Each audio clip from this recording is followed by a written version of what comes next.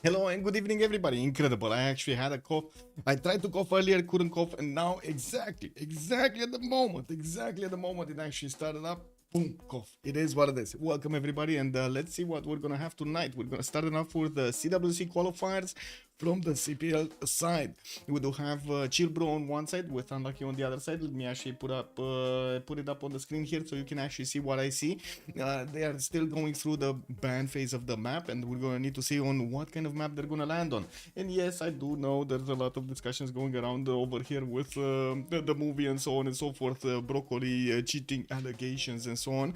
We're gonna need to see how things shape up. At the moment, the CPL drama channel has been deleted, so yeah, no more content over there, and we're gonna need to see how things go in the next ones. I do have to point out, even so, CPL did actually come out surprisingly well out of this. We do have quite a few ongoing games, as you can see over here. Oh my god, the players actually just gobbled this up and liked it. It is what it is, man. Drama for the people. We do have also by the looks of it, quite a few Civilization 7 games. Oh my god, look at that. 1, 2, 3, 4, 5 Civilization 7 games at the same time. If I compare this to the official server, there's one game. There's actually one game and one lonely dude sitting in MP4 over here. If I compare it to Reddit, let me actually take a look at Reddit. There's 1, 2, 3, 4 games, one of Civ6, and they do have two, I believe three of Civ7. Ooh, shaping up over here. Okay, let's actually see how the community will evolve. Definitely having multiple servers is a good thing, and we're gonna need to see how each of them improve. Also, Board Onion, hello there, sir, and welcome. Let me actually put it up on the screen here. We do have the map chosen, Tilted Axes, and by the looks of it, oh, we're gonna need to see if they're gonna pick those navals or those land civilizations on it. Also, let me actually take a look. The Axis 079, hello there, sir, and welcome. Yeah, I know, right? Board Onion also welcome, sir. Tandorius, welcome, sir, and good evening. The X07 Life, good evening, sir, and welcome. Fortuna Belly, good morning, sir, and welcome. Thank you so much for writing first in the channel here. Flam Conquat, also good evening, sir, and welcome. No matter what Broccoli investigation actually brings to light, Harrison went about it as poorly and selfish as possible. Yes, I mean, he's basically farming views right now on my back. It is what it is. I'm actually quite surprised. We do have quite a few, how to say, instantly gullible people that actually take in all of his side and not actually take in any other point over here, any other argument. That is insane. That is wow.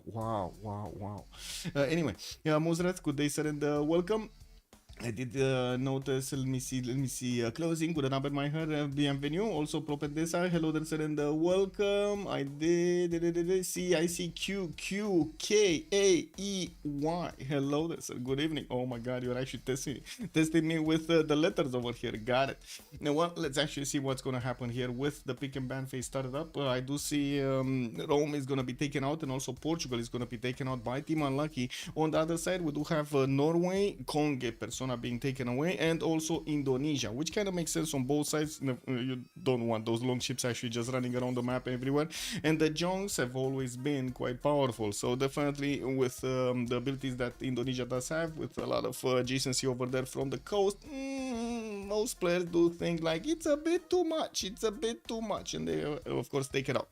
We're going to see them banning another 3, and by the looks of it, we do have over here Uzetian being taken out, and also Philip II immediately sending back the choice to Unlucky. They do need 2 more bans, each 2 more bans, and we're gonna see the tone of the game here.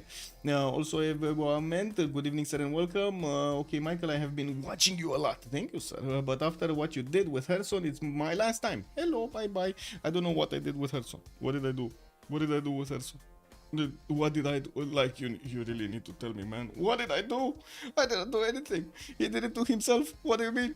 Oh my god, incredible. These people are not wrong, just limited in their vision and postulated their vision to only one when it's actually of multiple. Yes, I know. If you ever need a private talk about how other gaming scenes are behind the curtain, just to make you feel not alone, hit me up. The last 3+ years on one of the biggest PoE community events, helping lead organize it really has given me insights into what can go wrong on so many different axes. Thank you so much for the, by the way, advice over here from Conquat. I do have to say, I do have quite a bit of experience with these like little dramas.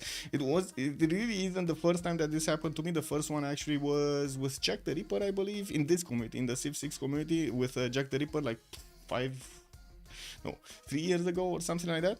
I guess people forget about that. There was quite a massive scandal over there about the how to say CWC teams getting in. Some players wanted to go around the rules. Some play anyway, like massive. I don't even remember exactly what it was. I know like it's back there in the head. It's back in my mind. Anyway, I do see also Tokugawa has been banned by Chilbro and Coupe has been also banned by Team Unlucky. I also gotta say I've been quite a bit in EVE Online communities, said that for quite a few years. I'm kind of used to like the direct connections of how to say the direct information being sent from one to the other. In this case, the only thing that actually saddens me a little bit, I don't have the money to actually advertise my content, so I'm definitely gonna be just taking the hits, and it is what it is, right? Somebody's just farming views because it's a juicy subject, and how he presented it, it's actually quite juicy to a lot of people that are gullible enough to actually take in the content and not look at the other side. They do watch all of the movie. YouTube actually transcribes that into, hey, very good results, you get more money out of this. And if you couple that with advertising from like Instagram or like Facebook and so on and so forth, it's just a recipe of success, right? It's just basically farming money for nothing. It is what it is. Unfortunately, it is at the expense of Broccoli, which is a player from our community, a quite respected player in our community, and unless he's actually proven guilty, it's all standard. And also on the other side, it's also at my expense, which I didn't do anything. This is incredible. Oh my god, this is just so juicy, man, so juicy.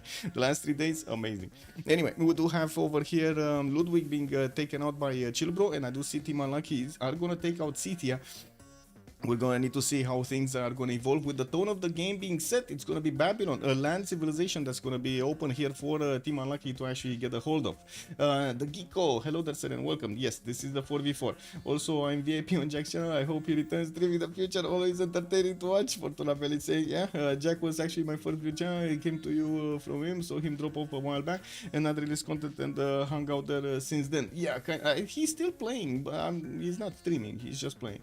Maybe to me it is less than more of him being very sure he's right, mixed maybe between some monetary motivation from YouTube. Just feeling wrong is very powerful motivation.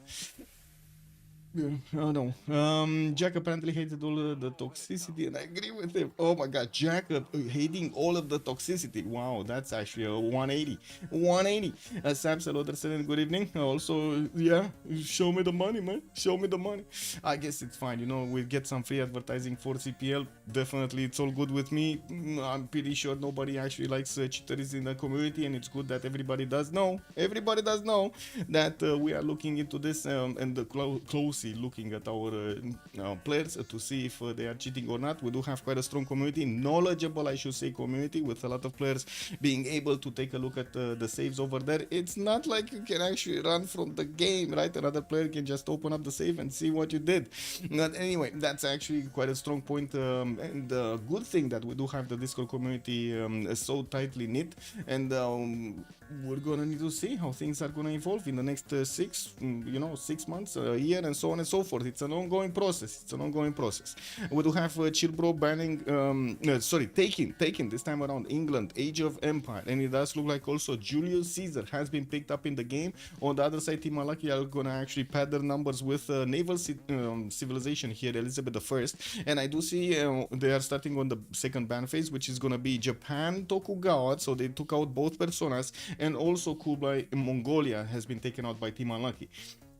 Watch streams from the last year, only basically cannot be asked to go back further, have other things to watch. Yeah, of course, Flying Combat, for sure. Also, have other I actually don't play any kind of online receive myself, just enjoying learning, watching the games develop. Yeah, that's good. Also, but I don't see, but was he that way because of his fan base? Maybe that's also true, right? At some point, actually, the stream chat, and I'm actually quite thankful for that. I do have, I think, quite a few very good people over here on my chat that are also intelligent enough to actually make the difference, you know. very good, very good. I'm so happy about this. And does that take a lot? It's toll emotionally, for sure, for sure. That is unfortunately something that I did try to avoid myself over here. Not actually, entertaining the trolls that much because I know where it leads, and unfortunately, it doesn't lead anywhere that's really good. Unfortunately, anyway, it is what it is. Because yes, I say unfortunately because yes, usually the trolls, and I call them, with how to say, with sympathy. And the trolls do really like to talk a lot, and they do like to make a lot of fun and so on and so forth. They are quite active, and it does help out when it comes to the channel. But too much is too much. Anyway, and we do have Genghis Khan over here on Gilbert being taken out. Also, Ottoman's Kanuni has been taken out by Unlucky. This is Kanuni, right? I'm pretty sure I'm not mistaken. Yes, this is Kanuni. It's not Muhteshem with the big hat over there. We do have the picks started off again, and it looks like the third pick from Chilbro is going to be Catherine de Medici, the Black Queen, with the extra intel on opponent's movements. We're going to need to see if he's going to manage to hit that castle's timings to actually get more, and maybe he's going to have a courser timing. I don't know. It's, castle's courser's timing. It kind of depends on if he's gonna have somebody really close to his borders. Is broccoli your favorite vegetable, or maybe it's potato? I do like potatoes. I gotta say, I do like potato. I actually, wait a second. I have right here. So just so you see over here, in the evening. In the evenings, I do need sometimes to actually eat something at night, and I do like the occasional how to say some milka, some milk over here, but with chocolate, a lot of chocolate, and then I like some potatoes over here, very crisp and really tied out. And then, oh my god, you've seen this? Oh my god, this is how you do it, boys. And also sometimes I do like also my I don't know how to call these. Coverage in yeah, basically it is what it is. No, it is what it is. Just sitting at the computer munching on stuff. That's how the life is. I'm pretty much you guys are doing it right now on stream. I know you're doing it. You can't hide from me. Wait a second, is Bored Onion actually having right now a big onion in his hand over there, and his eyes sweating all over the place? Is he tearing? Are you tearing up, Bored Onion? Predicting it now. On at least one of the maps, Rome goes to Tiny Island. Well, we might see that happening. It's gonna be funny. Saps, bună seara și binevenit. I'm in Eastern Europe and potato. It's a match. Yes, exactly. Beep, beep, beep, beep. Also, your food talk is making me hungry. Cake double, man. Luckily, the beef cheeks I was slowly cooking are nearly ready. Oh my god, beef cheeks, man. Anyway, I do see we do have Varangian also being picked up by Team Unlucky, and also Eleanor England this time around. We got a cute blonde coming in. Let's actually see if Chilbro is also gonna pick up their fourth, and what kind of fourth is it gonna be. They have two ladies right now with a big man, Julius Caesar. Let's actually see on the other side. We got two ladies and two men. Is it gonna be matching? Right now? They need, oh my god, they're gonna pick Brazil. The big beard. They're gonna pick the big beard. Maybe wait, the only toxicity that you get really is from Machiavelli. Are you seeming to embrace it, poo on that? Or maybe I'm not asking, but it's I need to have some form of like direct contact with this, and also learn how to deal with all of these like questions that are being thrown at me in chat. And Machiavelli, yes, it's actually pushing my button. Sometimes it is what it is. I need to understand how the button needs to be stopped, like somebody pushes buttons, and then you figure out, hey, look, if I put a plate here, the guy is just pushing buttons, but he's not getting anywhere, And that's how it is. Pedro is the one stuck. He's gonna be stuck. Well, let's actually see if Big Beard over here is actually gonna get this going. I did leave a little bit of roughness on my face over here, just how it is. And I do have to say, oh my god, this time around, last week I did actually need to renew my driver license because it was quite a long time ago since I've been to the police, and man, totally forgot to actually shave. I did.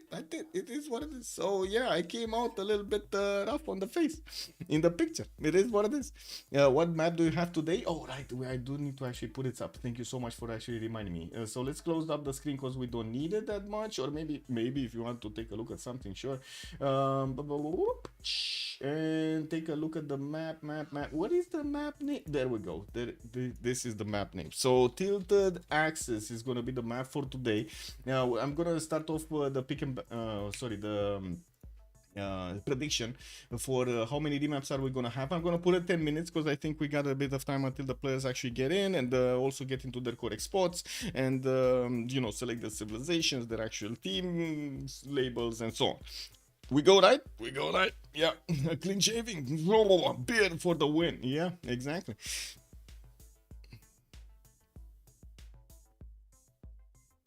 Let's see how things are gonna shape up here.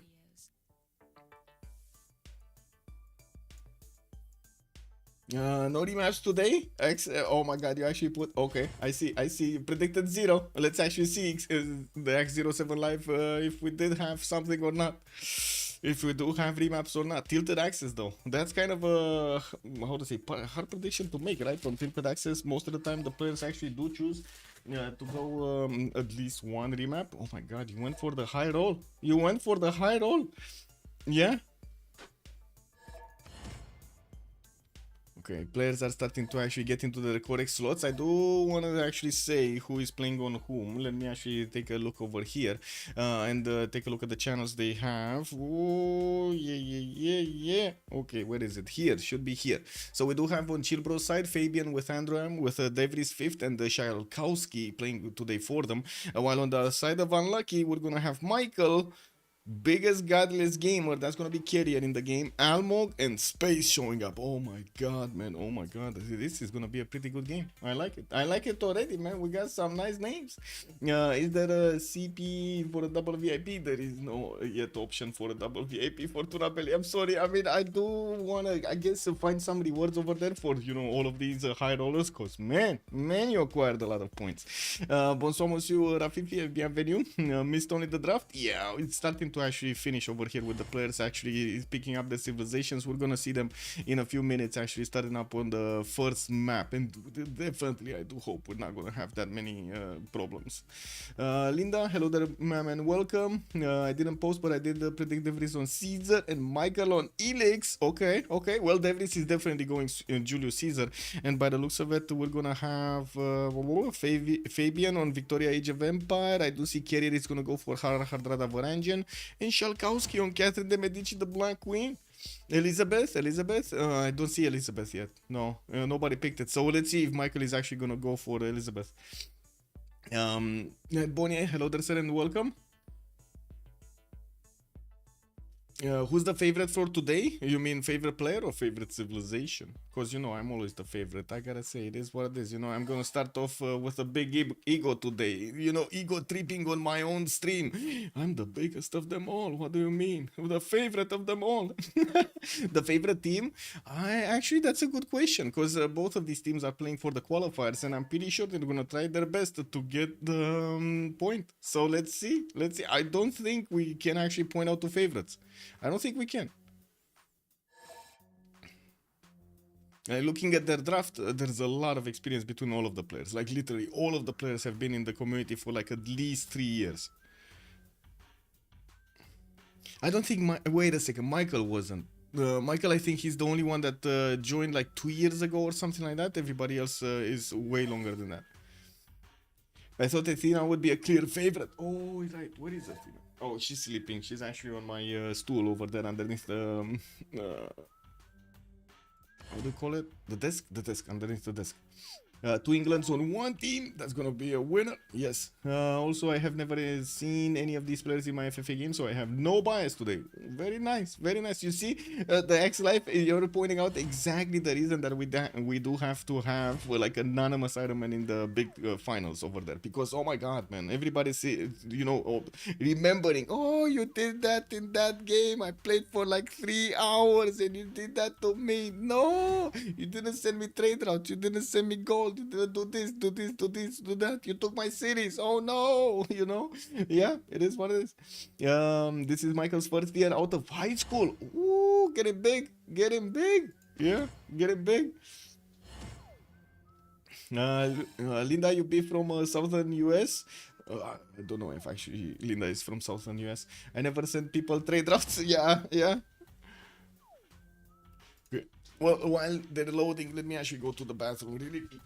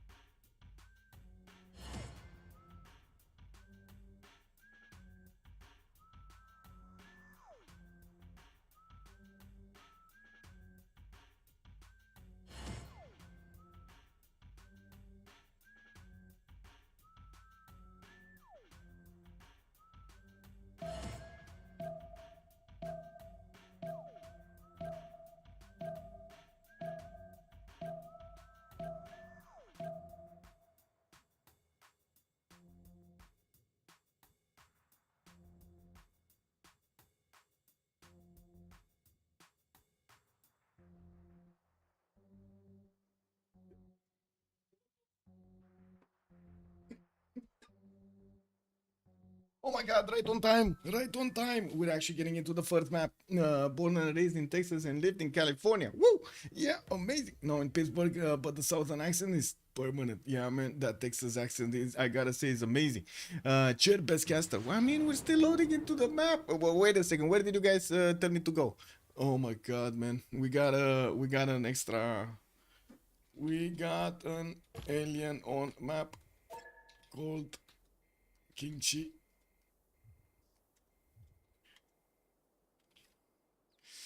I mean, we're gonna remap this. We're gonna remap this because Kid Mandate of Heaven.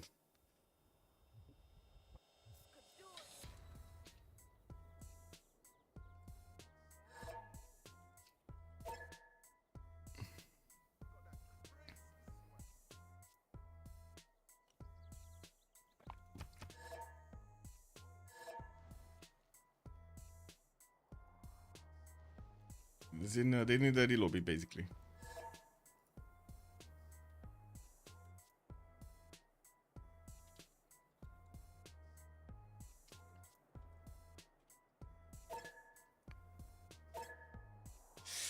Does this? No, this doesn't count to the remap. No, no, no. This is basically technical. We're just gonna quickly remap this. It was a good map actually. By the looks of it, it was a good map. I don't think there was anybody on an island. I saw a city state there, so I don't think anybody actually got onto that island. Where? Getting message. Give me a second.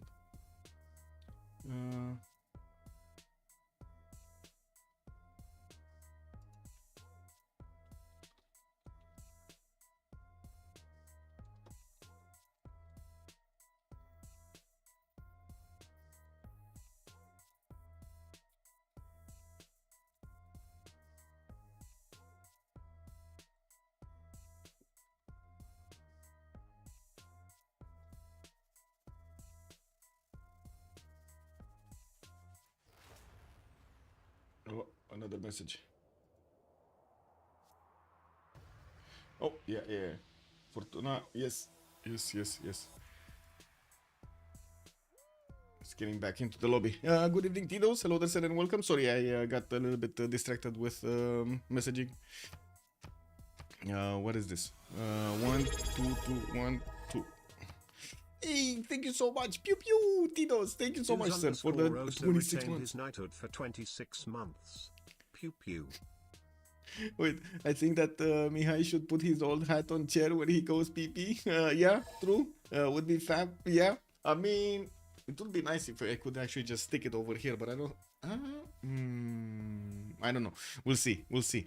I've noticed on other streamers actually. Who is it? Summit, I believe. He has like no, not Summit. Oh my god, Dr. Lupo. Dr. Lupo actually has like a loop of the chair just moving over there, and whenever he's going, like he wants to take a pose or something, he just plays the video, and you instead of seeing the camera, the live camera, you just see the video over there on the loop with his chair just moving left to right. You know that one? Oh my god, I found that so funny when I saw it the first time, like I don't know, 2 years ago or something like that. I was like, my god, that's so amazing. That is great. But to be honest, I kind of like that you do get the insight, right? If you do hear sounds in the home or something like that, you hear me open the door, close the door, and stuff like that. I feel like it does give you like an extra sneak peek or something into the atmosphere here. They need to put team labels proper. Yeah, I don't know. Let's see if they actually put team labels. I just hope he's actually gonna set a spectator and it's gonna be fine. We get to hear you stomp your way. Exactly, you get to hear me boom, boom, boom, boom, boom, boom, like a bear, you know. Boom, boom, boom, boom, 5, 4, 5. Wait, that's not me. That's not. That's the different Michael. Okay, that's the other Michael. To watch the chair with the hat and wonder what Tina will do next. Yeah. Oh my god, if I actually get to one of those scenes, can you imagine if I get a loop with her actually playing on the chair, also with the hat on the chair, and it moving, like, you know, get the whole shebang over there, everything in one place. Best program on telly, yeah. Man, I gotta say, all of this drama of CPL, unbelievable. Last 3 days over there, incredible. So many, how to say, new people, leave people basically, as in on Discord, you know, whenever you're gonna be new to a server, you have like a leaf next to your name. So we kind of know who who are the new guys that are trying to stir stuff up, right, on CPL. And they were getting into the CPL drama and just writing whatever they were thinking over there. It was so funny.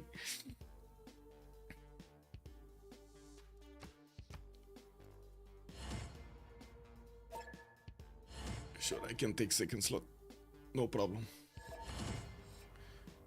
Okay,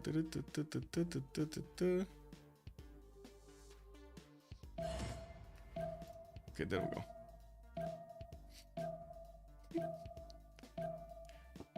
Yeah, very good, very good. That's what it is, no? That's what it is. Free advertising. Well, it's not really free. It's at my expense, I guess. But it is what it is. Oh well.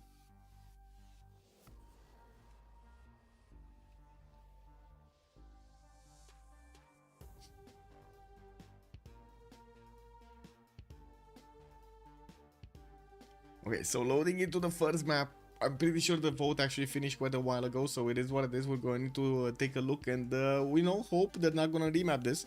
Mozart is also telling us that he doesn't open Discord to too many messages. Oh my god, oh my god. Okay.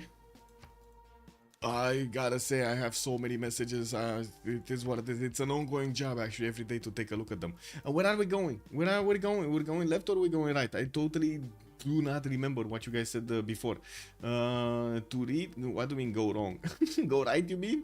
Go read in a single day? Yeah, exactly. To read in a single day, so many messages. Yes. Only negative takeaway I have from the drama towards CPL is that while I understand many of YOLO's mods are volunteers, I do think getting some higher ranked players into moderation team positions would be helpful. The X07 Life, we're always in contact with high, I would say, high ranked players.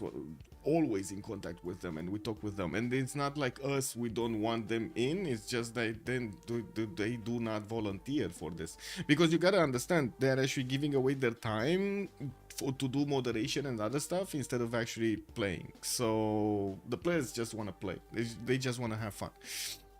I understood this a long time ago, since like a lot of people just asked me, like, can you do this, can you do that, can you be that, can you do this, can you help us out here? And I was like, okay, can I help there, and can I help there? And we just ended up like this. And we go right. Okay, we're going right. Everybody's saying right, we go right. Let's take a look at Elizabeth the First here. We got him on the northwestern side of the map, and it looks like he's gonna have a +4 campus in the capital, easy peasy with the 2 reef tiles on the left side. He's gonna go builder first, and I gotta say he does have whales and the reef fish to improve. That he's kind of need to grow, he's gonna need to grow into them. By the looks of it, he's also gonna have a possible Temenanki city on the maze tile. Oh my god, this actually could be a great Temenanki for him, and we do see him actually benefiting from quite a bit of fresh water on this landmass here on the coast, so he can actually get multiple cities to the north and to the south as well. But I do have to point out, in the south he's also gonna have Eleanor of Aquitaine in France, and France doesn't really like the coast, so let's actually see, because he's kind of gonna be forced over here to get some coastals. First of all, to trade with Elizabeth, and second of all, he's gonna need to do land. He's gonna need to do land defense against Rome. Well, we're gonna get there. We're gonna get there. George Herbert, thank you so much for the 21 months. Much appreciated, sir. Also, good evening, Hunde Priester. Hello there, sir, and welcome. Is there a summary of the CPL drama somewhere to be found? I mean, I can give you a summary. So it's basically, I would say, Harrison leaked data from CPL admin side, from the CPL admin Discord, which is basically confidential. We do require the confidentiality so we can speak frankly to each other, and so we can transfer ideas very, very quickly. He did that just to slander, well, first of all, Broccoli, because he thought he's a cheater, and right now CPL has not declared him a cheater, and we didn't find the moment. It's not declared as a cheater. We're going to need to see the official explanation over there, and everybody's going to get to read it. On the other side, he just kept on slandering Broccoli and also myself. for actually having discussions in the CPL admin. Can you imagine how bad it is to actually have a proper discussion, a proper debate in a channel to try to protect the players that are innocent, if they are innocent? This is incredible to me. But yeah, it is what it is. You know, drama keeps on going. Sorry, can someone give more clarity about the Herson situation? I think I just did. Also, he was participating in a tournament for FFA, but at the same time was a moderator and putting forth accusations. Oh, that's another thing actually. Herson did lose in that game, and he was England, the neighbor basically of Broccoli. But I guess, you know, it is what it is. People forget or just didn't see his stream. Glad to see it. People are simply not understanding conflict of interest. I mean, yeah, to be honest, it's more common sense rather than conflict of interest, but sure. Anyway, let's take a look at next up, Harald Hardrada. We do need to see where Harald Hardrada is. On the total opposite side of the map, it looks like he's gonna be right next to England, and this is gonna pose quite a challenge. As you can see, France's continent, right next to France, sorry, right next to France, Crete and the Medici. It does seem like he's gonna have he's gonna be on the same continent for the Guard Imperials of France to actually smash his cities, and we do need to see how Carrier is gonna want to approach this. He does have quite a bit of coast here to settle, and I do have to say this is not undefendable land on the western side. He's gonna have a decent amount on this peninsula here to go for. Not a lot of fresh water, unfortunately, for him to actually develop that many, you know, tall cities easily. It's gonna take quite a bit of time to get the granaries, the lighthouses, and everything that he needs for the extra housing. Not to mention, I don't really see that many coastal resources for him to benefit that much from the, you know, half housing that they do get when you put the fishing boats in. Anyway, we're gonna need to see the conflict actually appear here. I do have to say also in the southwest he does have Brazil, and Brazil is also gonna be an opponent, so he might actually end up in a 2 versus 1 fight, which is definitely not ideal. But we do have on the other side actually this 1v1, right? De Vries is gonna get to actually hit Toulouse at some point, and might not be the best thing that Toulouse wants to see. Anyway, let's take a look at Hammurabi. What do we have? He's right next to Manchester. That's gonna be Elizabeth, and it looks like again they're gonna have the coastal trade routes for them to benefit from without an issue. And I do see he's also gonna get these rice tiles improved for the extra food so he can grow his city. Also, too bad France didn't spawn more coastal. Yeah, true. You should call that out too, to explain to all those who are blindly taking bad stuff against you. I mean, I can't really defend against every argument, and I believe most of the time I'm kind of wasting time if I defend every argument. Whoever's gonna unfollow the stream or unsub the stream, it is what it is. I cannot actually help that. I'm just gonna keep on going and be myself, and of course be thankful for the intelligent people that I have right now on the stream. Naval Brazil, is Brazilian UU still a game changer, or did it get nerfed at some point? It's still a game changer. It's a very good one. Also, because it's only fair to have the conflict of interest and professionalism be called out when the accuser himself can't seem to see as such, is my opinion. The only way to do that, Moonstrath, is actually to try to get a video out, which basically will slander, because there's no other way to do it, will slander Herson, and try to put back the good light basically on me or on CPL or on the situation and so on. I'm not that interested in slander, and I also do not want to pay whatever it will cost me to actually get the advertising boost for the video itself to actually get the message out. It seems a waste of money, to be honest. If you guys want to do it, I'm glad to help out. I can edit, I can do a lot of stuff, I can give you the interview. I don't have an issue, I just don't have the money to advertise it. Yeah, it will just cause drama basically. Anyway, now we do have Babylon here getting his settled out in 2 turns, and by the looks of it we're gonna have him ending up with quite a few of these coastal cities. I'm pretty sure he's gonna want to put some of them so he can be useful in the water. We also have him to the north of Julius Caesar, but it doesn't look like they're gonna be connected directly connected on the coast, because they do not have yet coastals. We're going to need to see if either of them are actually gonna put their foot in the water here to actually get closer to each other. And I gotta say, we're very late on this, so let's go Eleanor of Aquitaine here. We talked about his spawn a little bit. Let's go Victoria. Let's Victoria. Where is Victoria? area here. And we got London, Dead Sea, West Side. That's a wonder over there. Looks like freshwater on the right side also, with another wonder, the giant causeway. And I'm pretty sure he's gonna be happy and glad that he's gonna be simming over here. That's a 3 versus 1 situation that Norway might actually get into. This is quite dangerous for Norway, I gotta say. It's a good nation, but I think this might be too much for him to actually get. Let's take a look at Pedro also really quickly. A lot of okay, he's in the rainforest land. That's not bad. He's not too far in the south, not too far in the middle, so he definitely has a lot of rainforest to benefit from its adjacency. And by the looks of it, a pretty okay-ish land here. A lot of fresh water, lakes, we got rivers, we got him with extra food cattle tiles and quite a few mountains. Not bad overall, not amazing, but I wouldn't say bad. Julius Caesar is gonna be the one on the other side in the basically the 1 versus 3 situation here, but that's a good nation to have in a 1 versus 3 situation. I think it's much better than Hardrada in this case. But anyway, we're gonna need to see, because man, for example, did bing bing bing bing bing bing bing bing bing. I think the X07 Live just did it, man. He just did it. He predicted correctly over here 0 remaps. He did it. Yeah. Oh, he did it, man. Yeah, he did it, man. Let me actually, oh my god, choose an outcome. 0 remaps. We got 0 remaps. 20,000 points. Bam, bam, bam, bam, bam, bam, bam, bam. The X07 Live. Yeah, the one time I didn't vote for the 0. It is what it is, man. The 0 got it. Okay, so we're gonna need to take a look really quickly on Catherine de Medici, just a sneak peek, and let's actually, well, we can change things up. We can talk from the other side, right? We got Tushalkowski here, which is gonna play Paris. Paris already has, by the looks of it, 2 scouts going towards his opponent, going towards Nidaros. On the right side, big continent for him to actually develop. To the south, he's gonna have Rio de Janeiro, that's gonna be an ally. To the east side, the big enemy here, Norway, is gonna have 1 mountain tile that he can actually get the defense behind. We're gonna need to see if it's gonna be enough. Also, I do see Paris is starting to expand his reach towards the southeast with another settle. Gonna grab those amber tiles there and get the extra culture from. And from what I do notice, we're gonna have him with a lot of fresh water here. A lot of fresh water. Access to iron in the second ring. His horses, first ring, easy to acquire. No problem to actually spend the gold for them. You don't need to. And we do have another settler coming up in 8 here from Paris. Whoa, the busy throwing that poop. Thank you so much for the meeting, sir. Much appreciated.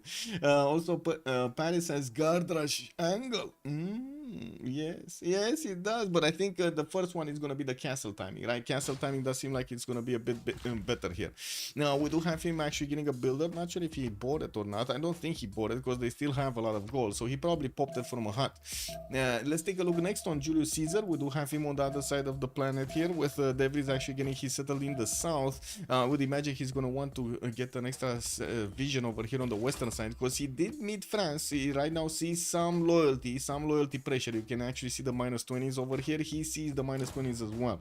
And we do need to see if he's gonna get to his opponent's cities and manages to actually get the city on the coast. The one on the western side is not gonna have unfortunately fresh water from the river. It's gonna need to actually go 1 tile to the left, but he's gonna at least gonna have the ability to aqueduct it, and that actually brings me up. So he has like 1 here, 1 here, 1 here, 3 cities strong, and then all of them are gonna be coastal, or maybe, but it's still not gonna be good enough. I mean, to be honest, you might as well place it on the coast. It is between 2 tiles over there that the frigates and the battleships can actually attack into the city. It's not a good place to not actually have at least the ability to get the boats out.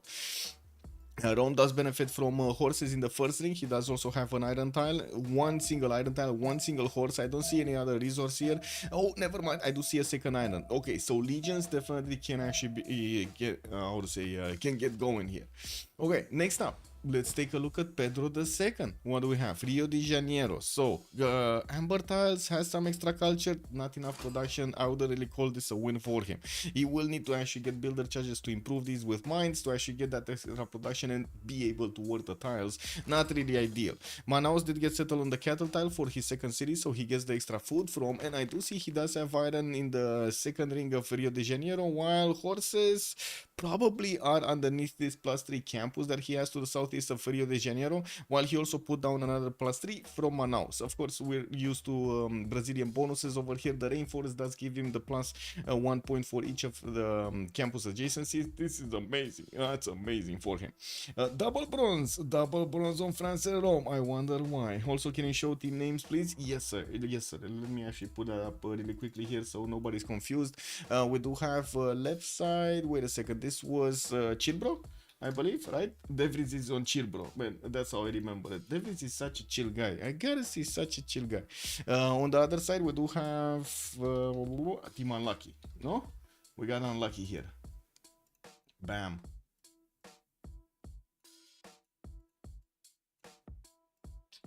There we go. Hey, please observe my earlier post. You might achieve 1 chuckle. Wait a second. What did you do? Sandorios, what did you do? Wait, if that piece of insert bad word here slander my Michael, oh, he's done. Like, done. I will find his. Wait. You find him, mama? No, not him, mama. Oh my god, man. I will take down his wallpaper and paint his house with colors that he doesn't like. I'll even train his dog or cat to not like him so much. Oh my god, turning everybody against him. Oh, okay. Anyway, Rome got bronze boost from Hut, I think. Lucky man indeed. I mean, there's no barbs to actually get going over here, so definitely having a boost over there is amazing for bronze working in this case. I do want to show you this. You actually need to kill 3 barbs to get the boost. There's no boost like that in this game. We don't have barbs. Now let's take a look at Victoria, Age of Empire, which is gonna be here in the top side of the map, and he's gonna be north of Catherine de Medici, northwest, quite far away from Norway. But I gotta say, this territory will allow him to actually get the boats next to the coast, so he can pass next to Johannesburg and get to Oslo and Nidaros, and a third city that Norway is gonna put up over here in the north. At the moment, Norway is trying to figure out what's going on, and he will figure out that England is on the same coast with the coastal, I would say, advantage of getting the boats through. So this is gonna definitely be quite a challenge over here for Carrier to fend off on the coastal side, Norway and England and also Brazil at the same time later on in the game, and fend off on the land the biggest, the baddest France over here. We got Shalkowski that is definitely ready to go. We do have him going for his bronze working. He's gonna get boosted by Julius Caesar to get there. Very nice. Oh, okay, very nice here. London does have access to an instant style to get some extra faith from. He did go for God of the Sea as a Pantheon, and he already has, as you can see, 2 of these styles improved. He just got a second fish style. The first one, it was a refish, so he's getting the 4th food, 3 production, and 1 gold from that. He did settle the Dead Sea for some extra points of faith and also culture. That's probably how he did manage to get his God of the Sea there quite quickly. Not to mention, he does have monuments coming around and another builder from London to start improving stuff. He has horses in the second ring, with iron in the second ring. His third city looks like he's moving to the east side towards Giant Causeway, and he did find out where the Norwegian scout went. Now this Norwegian scout is gonna need to actually turn to the left here, to the south, I guess, and come around this lake tile, so he actually sees more territory, because otherwise you should actually just jump into the water if he does manage to get sailing. At the moment, I mean, wait a second, sorry, shipbuilding. He doesn't have shipbuilding. He actually doesn't have shipbuilding. It is what it is. Celestial navigation, definitely an improvement, definitely a priority here. Let's take a look at Eleanor. Eleanor, western side. This is French Eleanor with the holy site opener. We do have him placing his first city Rennes to the north. That will give him the ability to trade with England from an early stage. And I do see England, Elizabeth is actually putting a city towards him to start those trade routes. I do see spy styles, 3-2-1s next to Toulouse. And we do have him getting some shrines out in 3 turns. And Rennes gonna get the builder out in 5 here soon to improve stuff. His third city moving to the south. I'm actually a bit surprised that we don't see him actually settling that wheat tile. Not an amazing city, but at least he would have had another one, I believe. No? Yes, he would have had another one here. So he would have had this horse tile and this wheat tile. Instead, he's going for a bigger city. Not a bad choice. I'm not saying it's a bad choice. I'm just pointing out that what he's doing right now. Also, Eco Supreme, I hope Eleanor is ready building encampments, or this will be another fast game. Well, I do hope he's getting there, but I do see sailing is coming in. Oh my god, Monster actually. Whoa, whoa, whoa, whoa. He's looking at the map, man. Wow. Yeah, you can target those things. You can actually target those things, and you're watching. Oh my god, that's a perfect representation of what Almog is having as a face, basically looking at Rome over here. Yeah, definitely. He's like, oh no, Rome is coming for me. Rome got bronze boost from yes. Attacks not so good. Yes, a really good England spawn. It's pretty good. Yes, encampment or holy site almost the same. I mean, at least he's gonna get probably defender of the faith, so he's gonna have a +3 over here. Monumentality not bad when you're at war. Let's actually see if he does manage to actually get a general out and also does manage to get enough units. It's not like Rome is close. I gotta say, this is not close. It's gonna be quite painful for Rome to get all of those units to his opponent. There is a highway here, as you can see. We do have 1 2 3 4 5 tiles, 6 tiles of open flat land, and then he's gonna have a single forest, and then boom, he can actually get to ruin extremely quickly. This is dangerous, and we're gonna need to see if he's gonna get horses out from this city center. Rome does have the advantage of actually creating the pathways, the roads immediately, and I do notice Devries is not really liking settling on the coast. He doesn't like that. You see, he doesn't like that. He's actually going further into land here to actually get that city going. He really wants to avoid the coast. I'm pretty sure they had some discussions between them, and he's actually not wanting to actually put a lot of because they don't see the other civilizations, right? They managed to get quite a bit of scouting done, so they don't see the other civilizations, and now they kind of know where they are, right? They already see the majority of the eastern continent, so they know this is gonna be where his opponents are gonna be, right? It's basically, you know, simple game of Sudoku. And we do have Rome over here trying to get the inland city next to the truffles to get the extra gold. I'm pretty sure he's gonna get a granary there quite easily and be able to get all of the housing necessary. Putting down his 2 encampments also over here is gonna be nice for him. He's gonna manage to get the general points quite early, and of course getting his builders. But I do think we were not here. We were not on Devries. Let's talk about Devries and then see where we go from that. Horses in the first ring from Rome. We do have him with iron next to the city of Rome, both in the capital city first rings. No problem to actually get them going. He does have another iron tile in Antium. That's going to be good. And I do see at the moment he's getting the trader towards Anshan. He's actually building a pathway, to an external pathway, international one, towards Anshan, so he can get that how to say, road built. It's going to be much easier for him to get going. I do see he already has like 4 warriors also because of the extra warriors popping out of his city settled. So beautiful, no? Beautiful. Not fresh water, yeah, understandable, but can do 1 tile off. Can he even aqueduct from that point? He cannot aqueduct from here, no. But it's fine. Encampment, barracks is gonna give him an extra housing. Then he's gonna have, I would say, a granary, the ability to build a granary in Puteoli. It's gonna be fine. It's gonna be fine. Let's take a look at Victoria, Age of Empire. We do have him with those series. Wait, we did take a look at this, no? I think we did take a look at this. We were coming from the left to the right, and we took a look at Pedro. We were on Almog. I think the next one is Hammurabi. Yeah, we do have Mashfa Shapir actually starting off with Temenanki coming out in 9 turns. I do see Eshuna and Babylon did get settled south, and Babylon is the capital city. Fourth city also coming around from him. He doesn't yet have his Pantheon, but I'm pretty sure he's gonna try to go for Lady of the Reeds and Marshes and benefit from the extra production from those improved farms on the floodplains. We do have him with Maystyles in Eshuna. He's getting the builders out, and I do see him starting off on some plantations, while he's also internally trading over here to give a bit more production to that second city, which is building at Temenanki. It's 9 turns to build. It's gonna build actually at the turn rollover, but he does get the population an extra pop in 5 turns, so maybe it's gonna be 1 turn faster.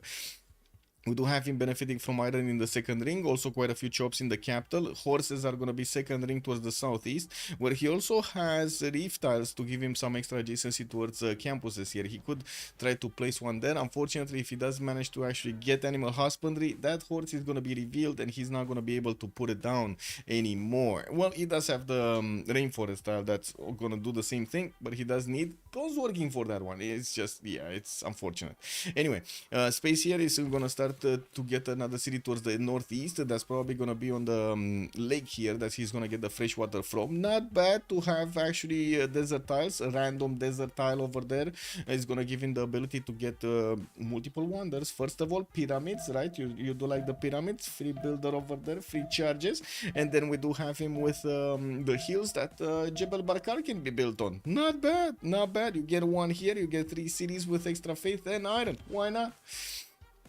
Let's actually take a look at Harar Hardrada. The Varangian is in trouble. Already he did manage to get his Earth Goddess Pantheon, and of course that puts him to get quite a bit of faith before the first era. Right now he's on 83 faith in the bank with 25 being made per 10. We do have another 8 turns to go until the switch of the era, so he's just gonna keep on accumulating that faith.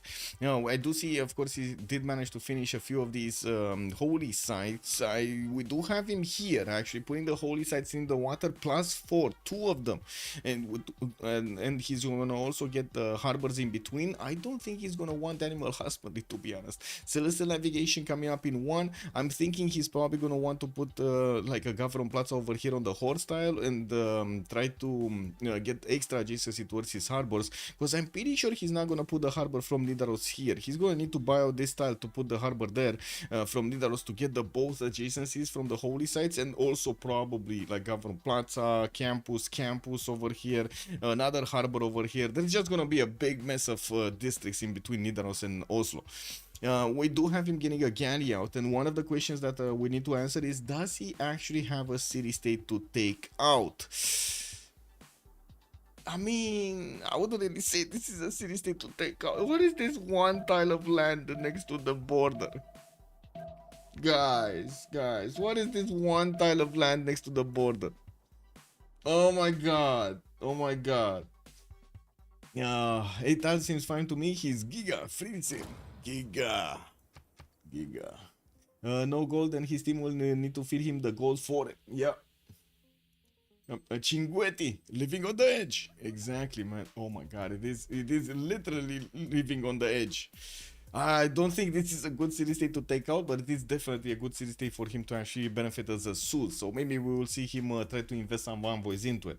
It's the obligatory tilted access. J. Oh my god, how is that city even settled? I don't know, Musrat, I don't know. How did it get there? I don't know. Pingala establishing his 3 turn here in Nidaros, so Norway gets some extra science from. We're going to need to see what kind of religion is he going to pick, because right now he's making quite a few great prophet points, right? He's on 5 great prophet points. In 2 turns, he's going to get the great prophet, and... Wait. Can you put the great prophet in the water? Or he's going to need to put it in Stavager, right? Can you... this I don't know. Without shipbuilding, can you actually put it in the water? Kick W, man.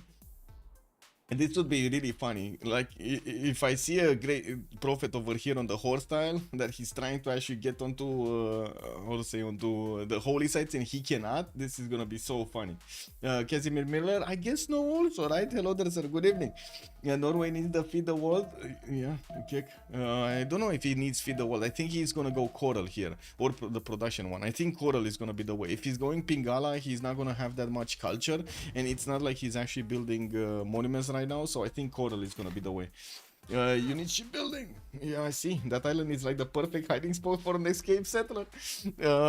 Yeah, but at least he has another one. Like, he has more islands here on the right side to actually settle on. It's still gonna be the problem of England to the northwest, though. Anyway, let's take a look at Michael here. What do we have on Elizabeth? Elizabeth, Manchester, Hull, Bristol, going for Magnus in the capital, starting to improve spices, and he did get the fish and the whales improved quickly for the celestial navigation boost. Fourth city moving north. I would imagine he's actually going to want to keep 2 cities worth of space there, and I'm actually quite surprised where he did settle Hull, because you know, he doesn't have the May style settle anymore. Anyway, we do have him with quite a bit of food in every one of his cities except Bristol, where he doesn't have the housing actually. While he's getting his Northern dockyards out, I'm pretty sure he's going to want to get the lighthouses. Also, usually Norway goes coral to get the feudalism. Yes, who got God of the Sea? God of the Sea, wasn't it? No, wait a second. Here.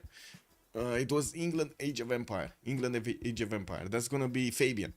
Coming back to Michael, we do have him with horses in the capital, and I do see his Arental is gonna be in between Manchester and Bristol in the second ring. That's probably gonna actually I don't know because there are multiple places that he could actually go for the Gavron Plaza here, depending on what kind of setup he wants to do. Let's see what Michael is gonna pull up in the game.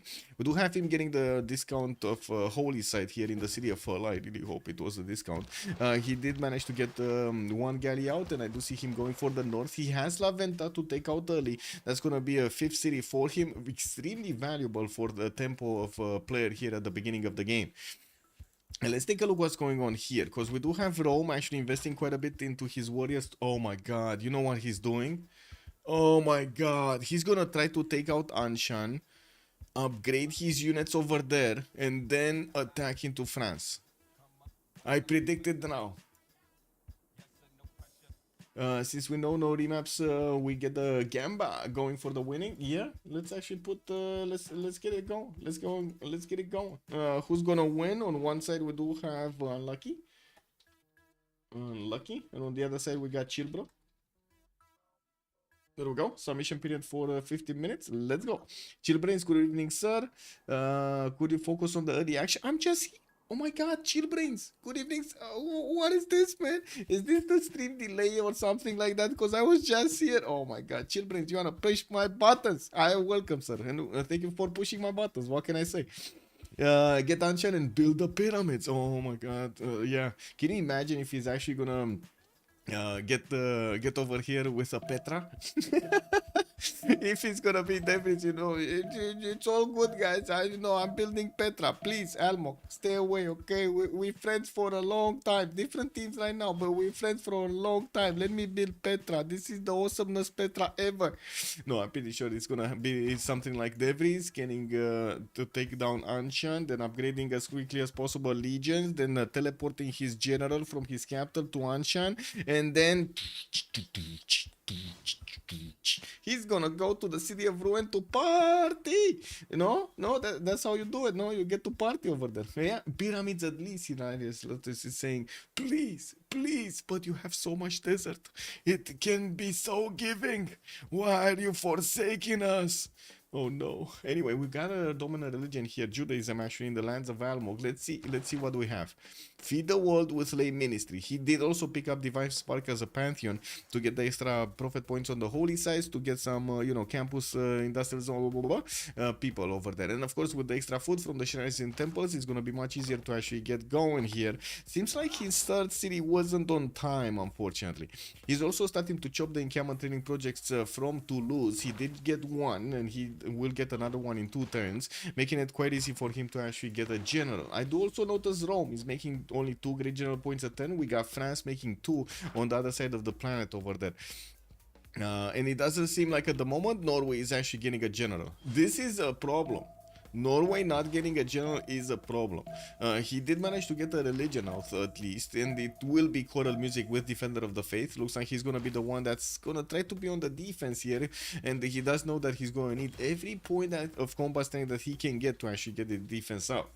I have trust in Anshan, great leaders. They will survive. Let's actually see, because right now the scout of Devries is sniffing around the Anshanian warrior over there, trying to figure out what did he ate last night, so he knows where the people are, no?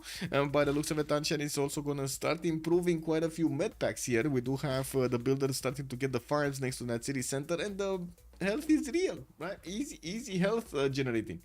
It needs to be a cowbell. Also, more early action. Ding ding ding ding ding ding ding ding ding ding. Oh my god, man! Oh, the cowbells, man! The cowbells. Unlucky looks like a worst case a spawn matchup. Oof, oof.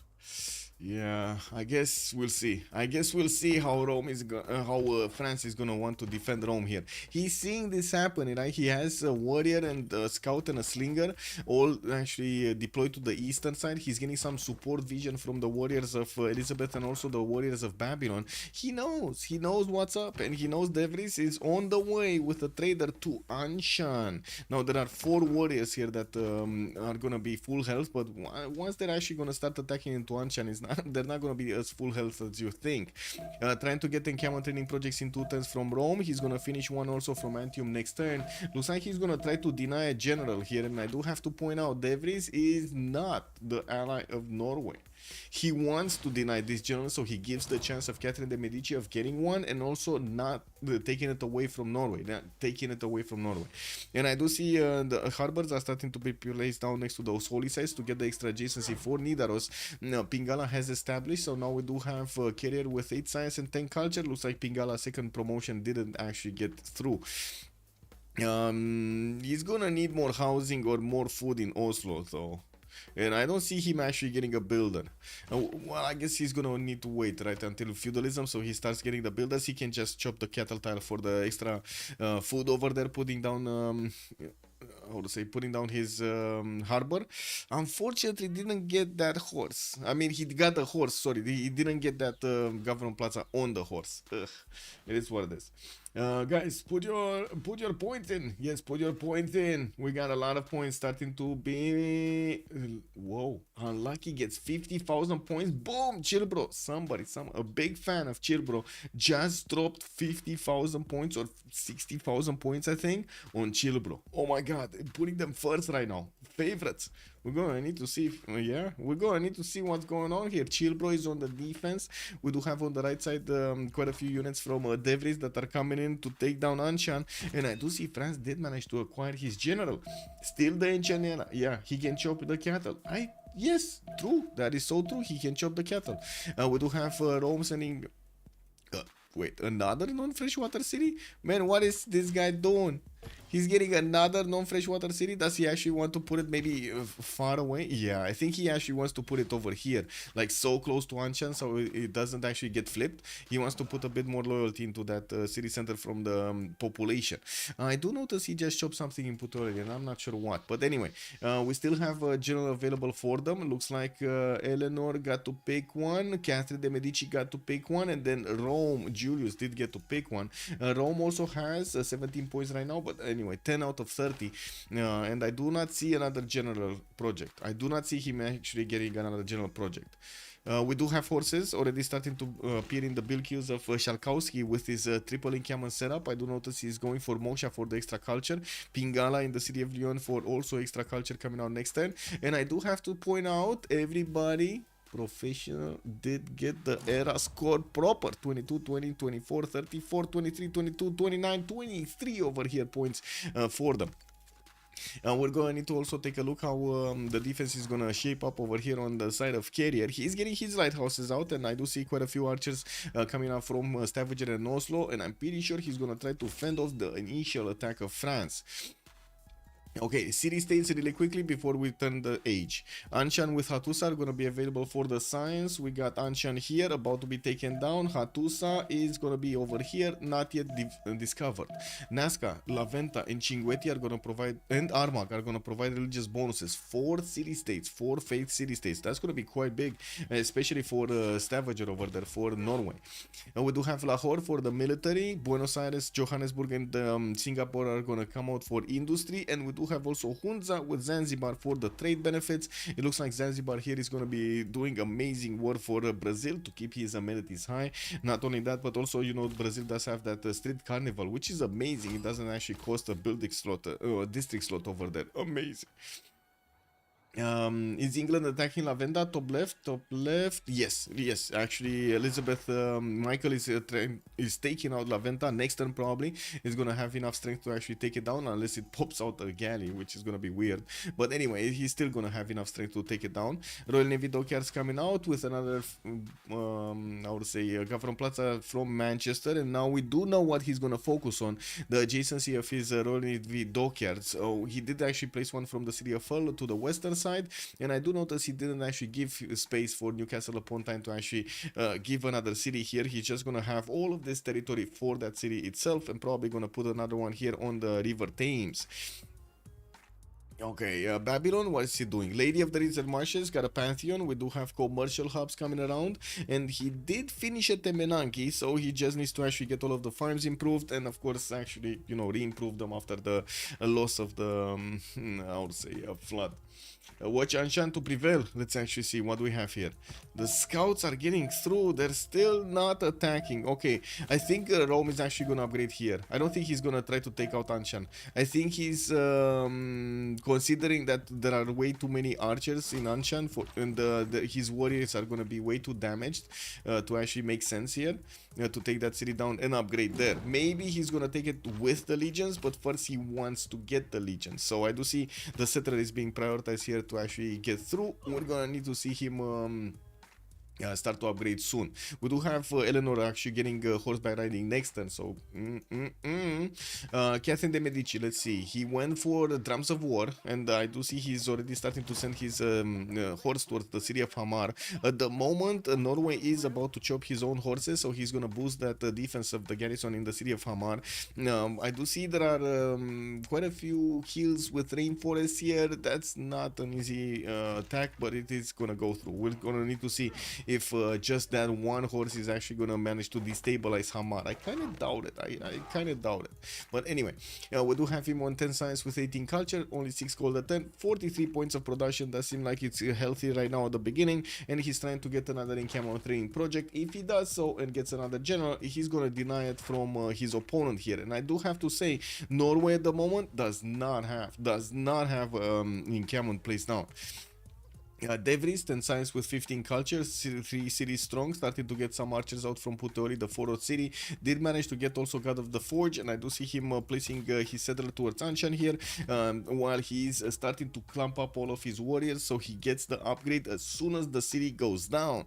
We do have also a Governor Plaza coming out from him. He improved his iron, he improved his horses there, and I do see Moksha in the capital city with Magnus in the city of Puteoli. This is gonna be a bit of a question mark. What is he gonna do with Magnus here? But I guess we're gonna find out together. We do have, as in, what is he gonna chop, right? What is he gonna chop? That's what I'm referring to. We do have France actually counter-attacking, trying to put some pressure on Rome. This is a bit too late. Like, his archers are definitely too late. We're gonna have the city being settled here from Devries, and I'm pretty sure immediately he's gonna start upgrading his legions. Pedro II, 19 science with 28 culture. We got pen brush and voice on him. Looks like he's also city Patrian Gares. He's gonna get the 40% towards the first district in a city, with Pingala establishing in Manaus and Moksha already established in Rio de Janeiro for the extra culture. Already he does have so much science and culture over everybody else, but the production is a bit lacking. We do have him only on 38 points of production, while he also has 6 points of faith. That doesn't really matter right now. The 15 gold per turn, though, is going to matter definitely quite a bit for the funds that he's going to need to get to Rome, so he can actually upgrade all of these units. Legions are quite expensive, 75 gold a piece. That's very expensive. And you do see they actually sent all of the gold to Julius Caesar. He's going to have at least another 3 to improve here, and I do see him actually getting these out. Already 5, all of them, all of the warriors, they managed to get exactly as they needed to, as much gold as they needed to for all 5 legions. And also Chillbrains, how is Chillbro generating money? What are the naval trade routes? Chillbro at the moment, so wait a second, we do have Fabian here. Fabian, Singapore, he's trading externally to Singapore, and we do have him on 28 gold a turn. Adram is gonna trade internally probably. Yeah, he's internal right now, and I don't see him actually placing down. Oh, he did manage to place 1 commercial down, so I guess he's gonna get some gold from that. I do want to also see where Rome is going, so give me a second over here. And I'm pretty sure Devries is gonna get some I'll say gold from that pen brush and voice. Ooh, big boy lashing out, big boy lashing out. Boreal, thank you so much for the tier 1. Much appreciated. One retained his knighthood for 28 months. 28 months. Thank you so much, sir. And I do have to say, I do hope you guys enjoyed the last few days with the CPL drama. I know there were quite a few emotions over there, but rather than say I'm sorry, because I don't really have anything to be sorry about, I do hope you enjoyed the drama. It is what it is. Warrior Monk Rush. Oh, I hope actually we're gonna see some Warrior Monks, but I didn't see the legend with them. Oh my god. Flash New also, hello there, sir. Encampments versus Holy Site. Rome versus Eleanor. Who would win? Exactly. We need to figure out, because right now France getting his general out, he's getting his horses out. Not easy pickings. Not easy pickings. Hilarious Lotus, enjoy the gameplay. Yay! Nubia calls out Brazil for 2 bad district placements. Uh-oh. Uh-oh. Nubia. Oh my god. I mean, you don't want to get Nubia mad. I don't know if you guys saw Nubia mad. Not cool, bro. Not cool. Let's actually come back to our eggs here and take a look at Victoria, Age of Empire. 13 science with 32 culture. We do have London with 5 cities at the moment, God of the Sea, and I do notice he's also getting his own holy site from Birmingham. That's only gonna be a plus 3 over here. At least he's gonna get the splendid from it. Leeds can actually send another settler towards the east on Giant Causeway to get the extra culture and also get that extra fresh water from the lake, while London did get Governor Moshe in the capital. I don't see the second one. Oh, I do see the second one. It's gonna be money in the city of Singapore here for him to get going. And I do have to say, Rome already sending six legions on the offense. We do have him somehow getting another one there. And I do notice at the moment France, he's gonna have a problem because his horses can actually be 3-shot by these legions, and yes, even if he does have generals over there, it might not actually help that much. This is a bit of an issue with the tissue, no? Anyway, we do need to take a look also on the other side. So Eleanor here, 11 science with 15 culture, 45 production a turn, putting in his card for the half-cost horses. And I do notice he did manage to get Governor Magnus in the capital, allowing him to use his 31 faith a turn in a monumentality, so he can actually buy out some builders and chop his necessary buildings. I do see he's getting his Governor Plaza Wallows throne, so that's gonna allow him to get the units faster and also allow him to not pay as much. They're gonna have one less gold payment for their maintenance. We only have him on 10 gold a turn, but I'm pretty sure he's gonna get a little bit better, especially since he's gonna start connecting his economy with Elizabeth in the north, and both of them are gonna make a lot of money here. Now, a bit of a question mark, why did Bristol put Moksha here? I don't know, but I guess it might be because he got Odi's chamber at the beginning, and he wants to get that city to the 4th population before he gets his lighthouse to keep it growing. But I'm pretty sure Reina would be a much better choice in Bristol, just like Reina would be a much better choice in Rennes here for Almog. Moving to space. No, let's actually see the action. So Archer took out the second Archer took out that horse will not die right now. Wait, yeah, the horse is not gonna die. Yeah, we do have the legions actually getting closer to the French units. He's gonna try stomping. He cannot get to the general because it's in a forest and he already spent the movement. No, he can't get that. Oh my god, he could have actually gotten there and not anyway, it's fine. I guess it's fine. I was thinking he would have had a horse that wouldn't be in general range next turn, so he would have been able to actually take that one down much faster. Anyway, it doesn't matter. Just a little detail. I'm pretty sure De Vries here is gonna start moving with the other legions slowly closer to his opponent, and will put a lot of pressure on France from this side. We got archers coming in to actually take up the attack vector also. 18 science with 25 culture for Hammurabi. We do have him getting pyramids coming in. Masha Shapir. We were thinking maybe the city of Mari are gonna get them, but no, the city of Mari, he's going for the commercial, getting the market out to get the gold. Odin Shiber coming up in Babylon and also building the big hanging gardens. Oh, this is gonna be beautiful here.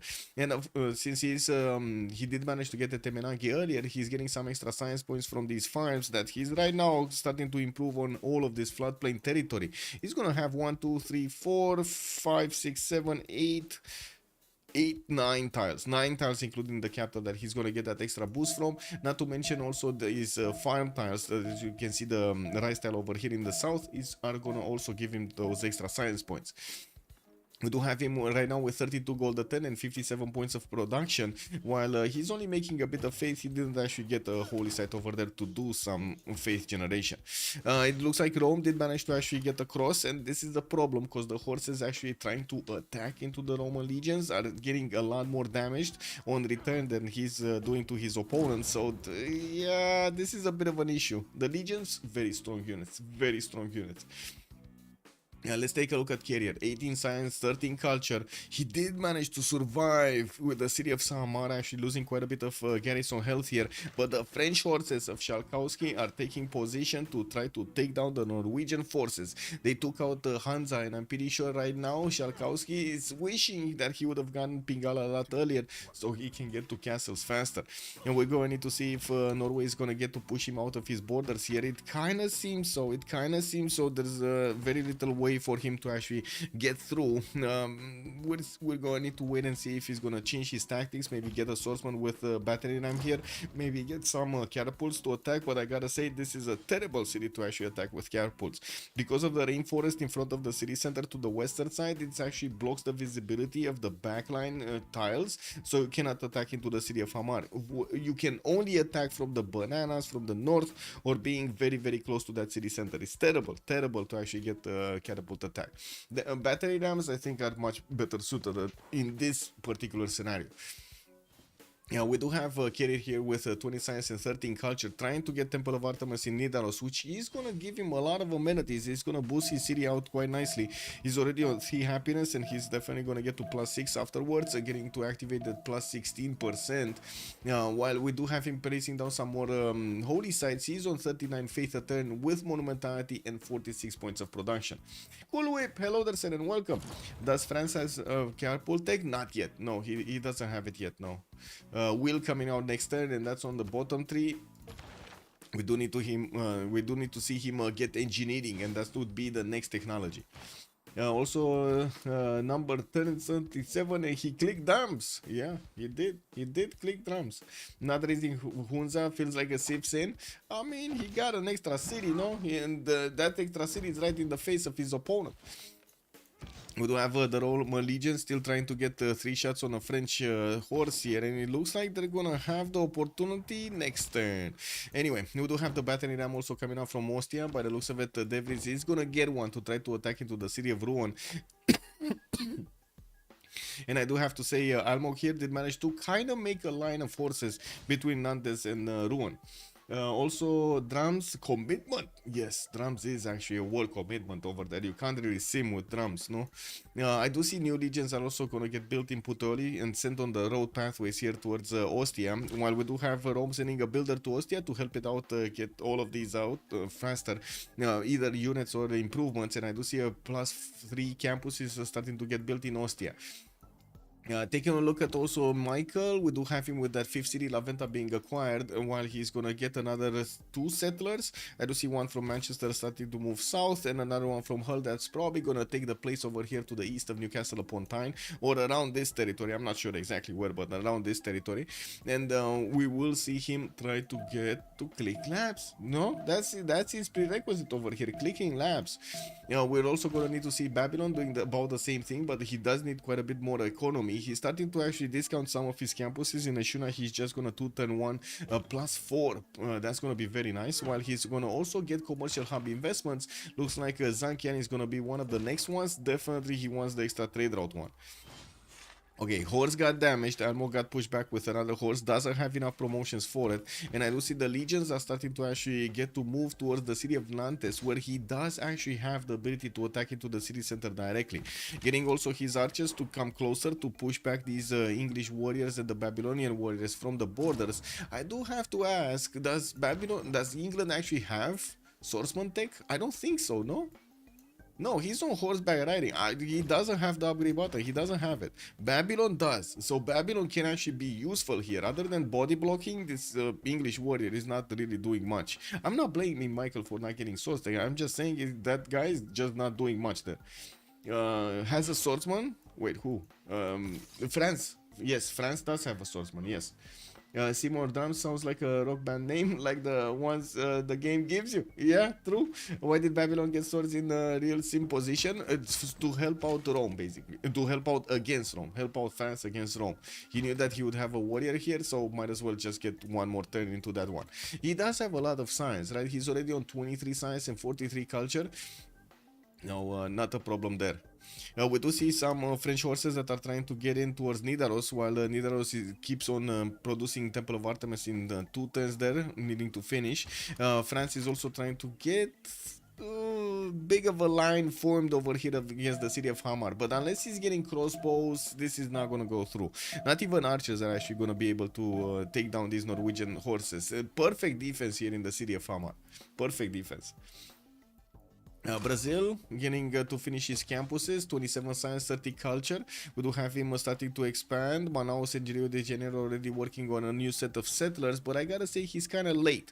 Audience chamber in his capital, and of course he's trying to use the chop mechanic to get the extra production through. We do have boats in the water being sent towards Nidaros, and this is gonna be a bit painful for Carrier to handle pressure from the north, pressure from the south, on the seas, and then pressure on the land from the west from France. You do see he's kind of boxed in over here. If he doesn't actually control the seas, he's not going to be able to settle more cities on these islands. If he's not going to be able to settle those cities on those islands, the 5 cities he has right now might not be enough to give him enough culture and science to actually keep up with his opponents at the timings that he needs to keep up. Even if his team are just going to pump gold into him, it might not matter. Also, Blazehead Games, hello there, sir, and good evening.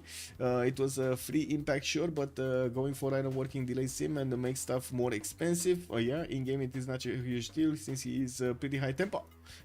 Tempo, maybe the one sword matters. I mean, he did move out his warrior, so it looks like he's just giving Almok the space to actually get this city defended. We do have a builder that might need a few turns to actually get onto a forester to get to chop. And I do have to point out right now, with France managing to get a line of units, it doesn't seem like the legions are actually putting that much pressure. There is Governor Victor establishing Nantes, and that is a bit of an issue because these horses are gonna start getting an extra +3 soon.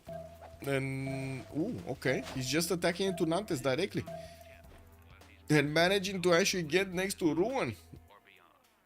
Not that many units though.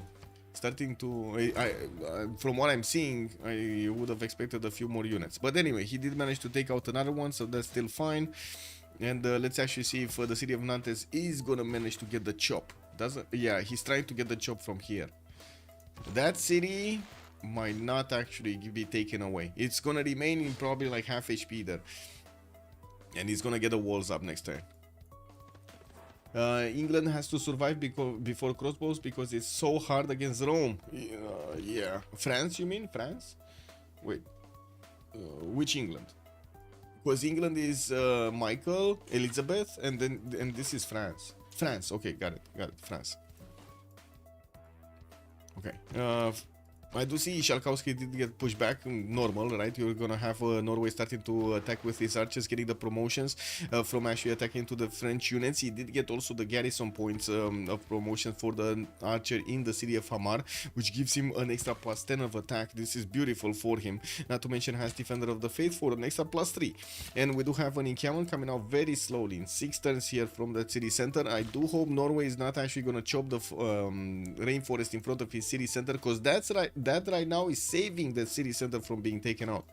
Yeah, we do have him getting some more shrines, and I do see he's starting to build his stave churches for the extra points of faith on all of his resources, not to mention the production for the coastal ones. I do have to say he doesn't really have that many coastal improvements, that many of these fish improvements, crabs and so on. Okay, more galleys coming out from Brazil. Reina establishing in Sao Paulo, and I'm expecting France to actually get a city in the south so he can trade coastally with his neighbor here. We do have him sending his settler here. Doesn't look like he's actually going coastal. Okay, let's see here what we have. So Nantes did get attacked again, and there is a chance that these legions might actually do enough damage, but De Vries is not moving. And we just saw the chop. Anyway, I guess legions, you know, are gonna get the battery ram anyway next to them. Oh well. there aren't any units to actually replace these units if he loses them. And I do see he has promotions on one. This one doesn't have a promotion. The horse can attack into it. Man, if only he would have had the first moves to attack Nantes at the beginning and get this region through and just allow the other units to attack into the city center while he didn't delete it, then delete, and we'll get enough experience on the region to actually promote. Ooh, that's so many moves in sequence that he would have needed to do. He had 2 million years. I know, Devries. I see it. I see what you see. I know. France no defender. No, we did have Norway getting defender. Norway did get a defender. He fortified. Okay. So he kind of knew, but he didn't do it. Okay. Yeah. Massives. It is what it is. Looks like the archer that was attacking the city of Nantes has also been taken out. France is gonna try to get a horse behind enemy lines here, and we do have Rome sending a new batch of units. This time around, a few horses to be faster, and I do have to say new legions are getting produced, but very slowly, very slowly. These legions are very slow to actually get going. They cost a lot. Waller's Throne is coming up in 5 from Rome, and we do have another settler from Antium slowly expanding behind all of this.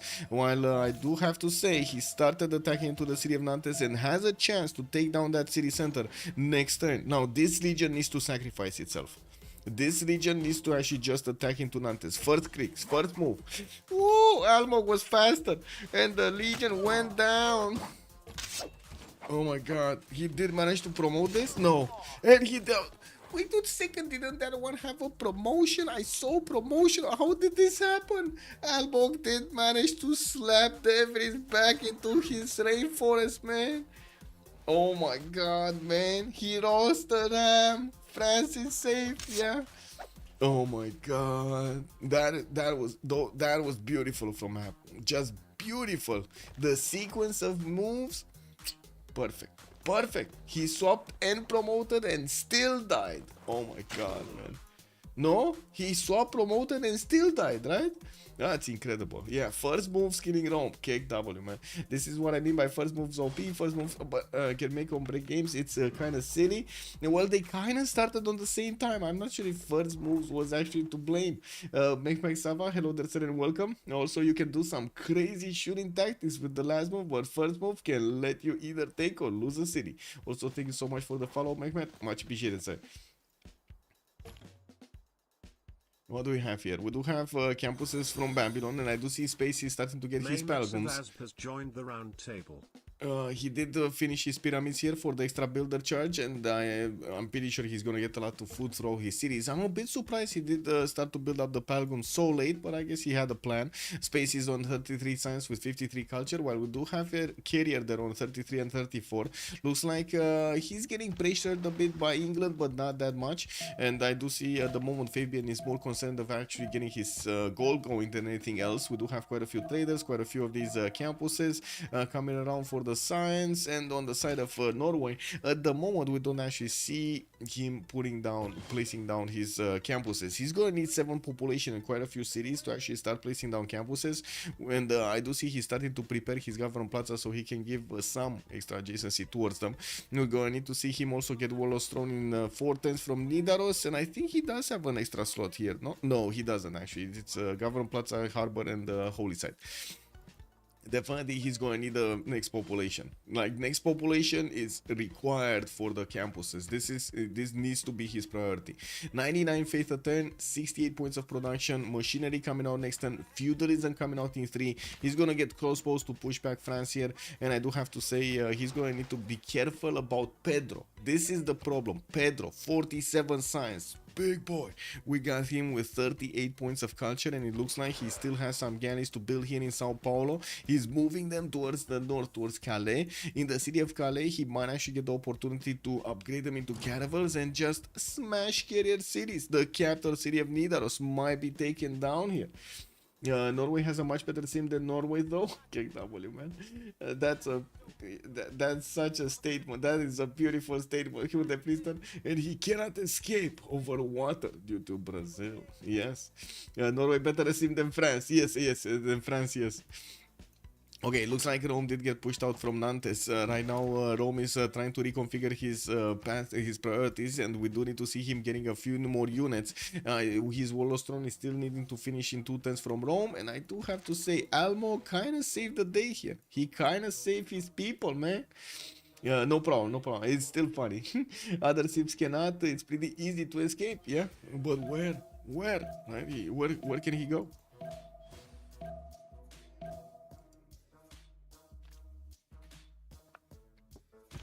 We also need to see how quickly Shalkowski can actually get to castles. It doesn't seem like he's going to be that quick on it.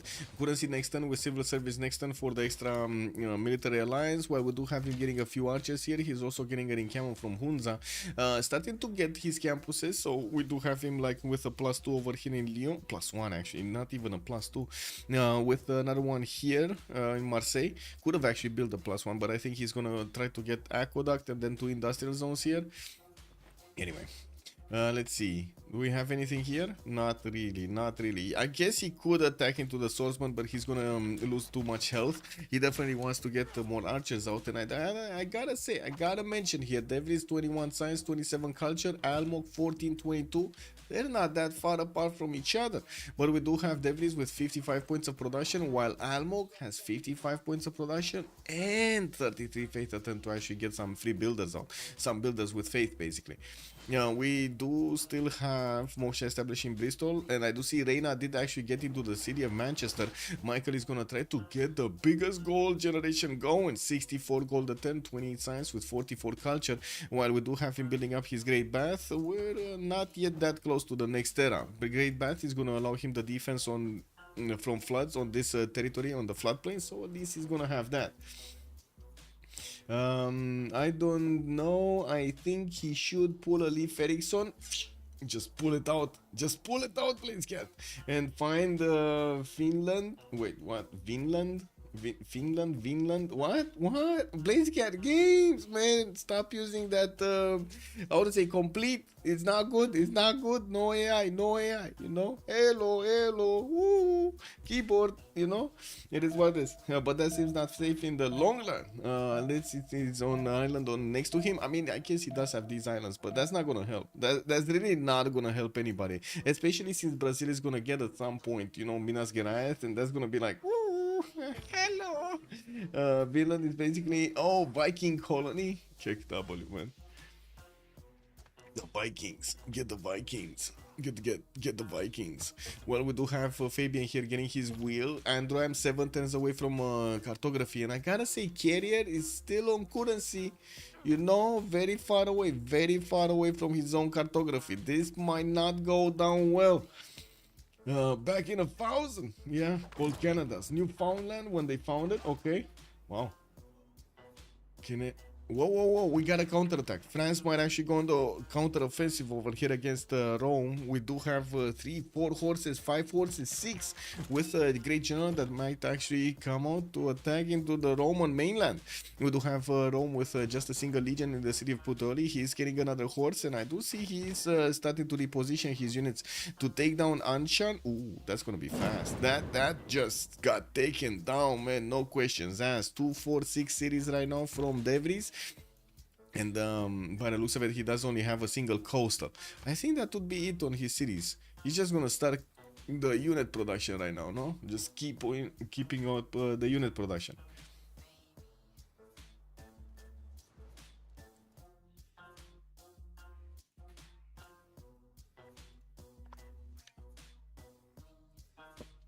Yeah, no more.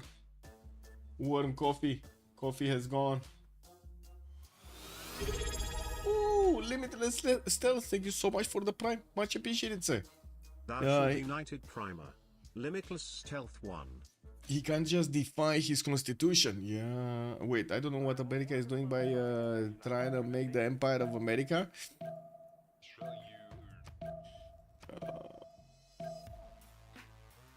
But I don't know, man. There's the Blazehead games. That's a very long subject. First of all, he needs to start up the printing press for money, because otherwise everything stops. Like literally everything stops in the European Union and in the Americas as well.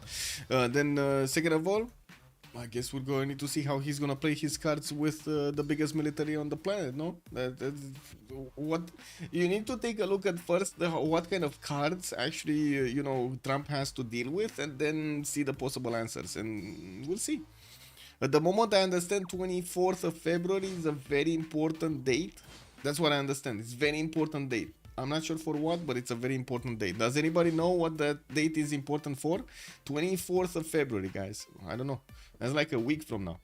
Which also means any change happens super slow. Oh wait, the American Constitution was carefully designed to not let some president become the emperor just cause he wants to. Well, it's not that cause he wants to, right? Doesn't he have like all Congress, like, or something like I'll say 90% of Congress behind him? I don't think in the history of the United States we had 90% Congress behind a single person. Am I wrong on this? I don't remember reading about this in any of my books. In documentaries, internet files, whatever. Thank you so much for the follow, Limited Stealth. Much appreciated. If he won over the legislative branch, that's a problem. Yeah, I can imagine. Okay, encampment did finish in Norway, and he's starting to get his encampment training projects. Now he's gonna need at least 2 or 3, and by the looks of it, he's on his second one right now.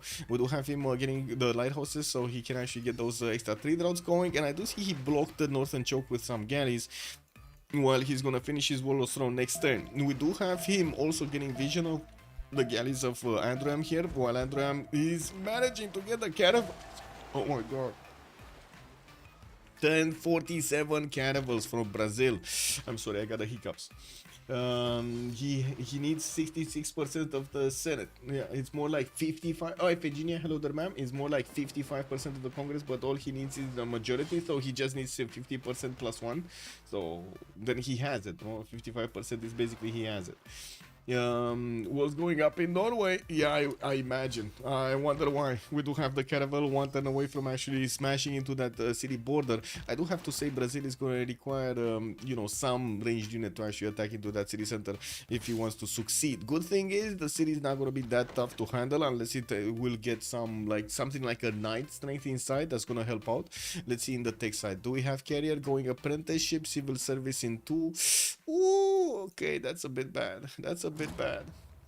Anyway, he doesn't need 66% of the Senate. He only needs half plus JD Vance. Yeah, basically. I do have to say, whoa, Armada Siracusa, thank you so much for the 5 gifted subs. Much appreciated, sir. We're gonna need to see on the side of oh my god. Thank you so much. We actually got to the level 2 hype train. I don't know. Thank you. Big day. You need 2/3 of the Senate. Oh, I see. Dodged it. Well, by the looks of it, there is that counterattack going from France into the cities of Rome here. And yes, we do have new horses showing up with another legion from Puteoli. I do have to say Rome has chops on all of these legions. If he actually does manage to put them into forest tiles, boom, he's gonna get free chops. And we do need to see how things are gonna evolve from that. On the other side, there is a lot of pressure being put on Europe here. And I gotta say, on the interview that JD Vance actually did talk about like Romania and also what's going on in Europe, man, he kind of has a point, right?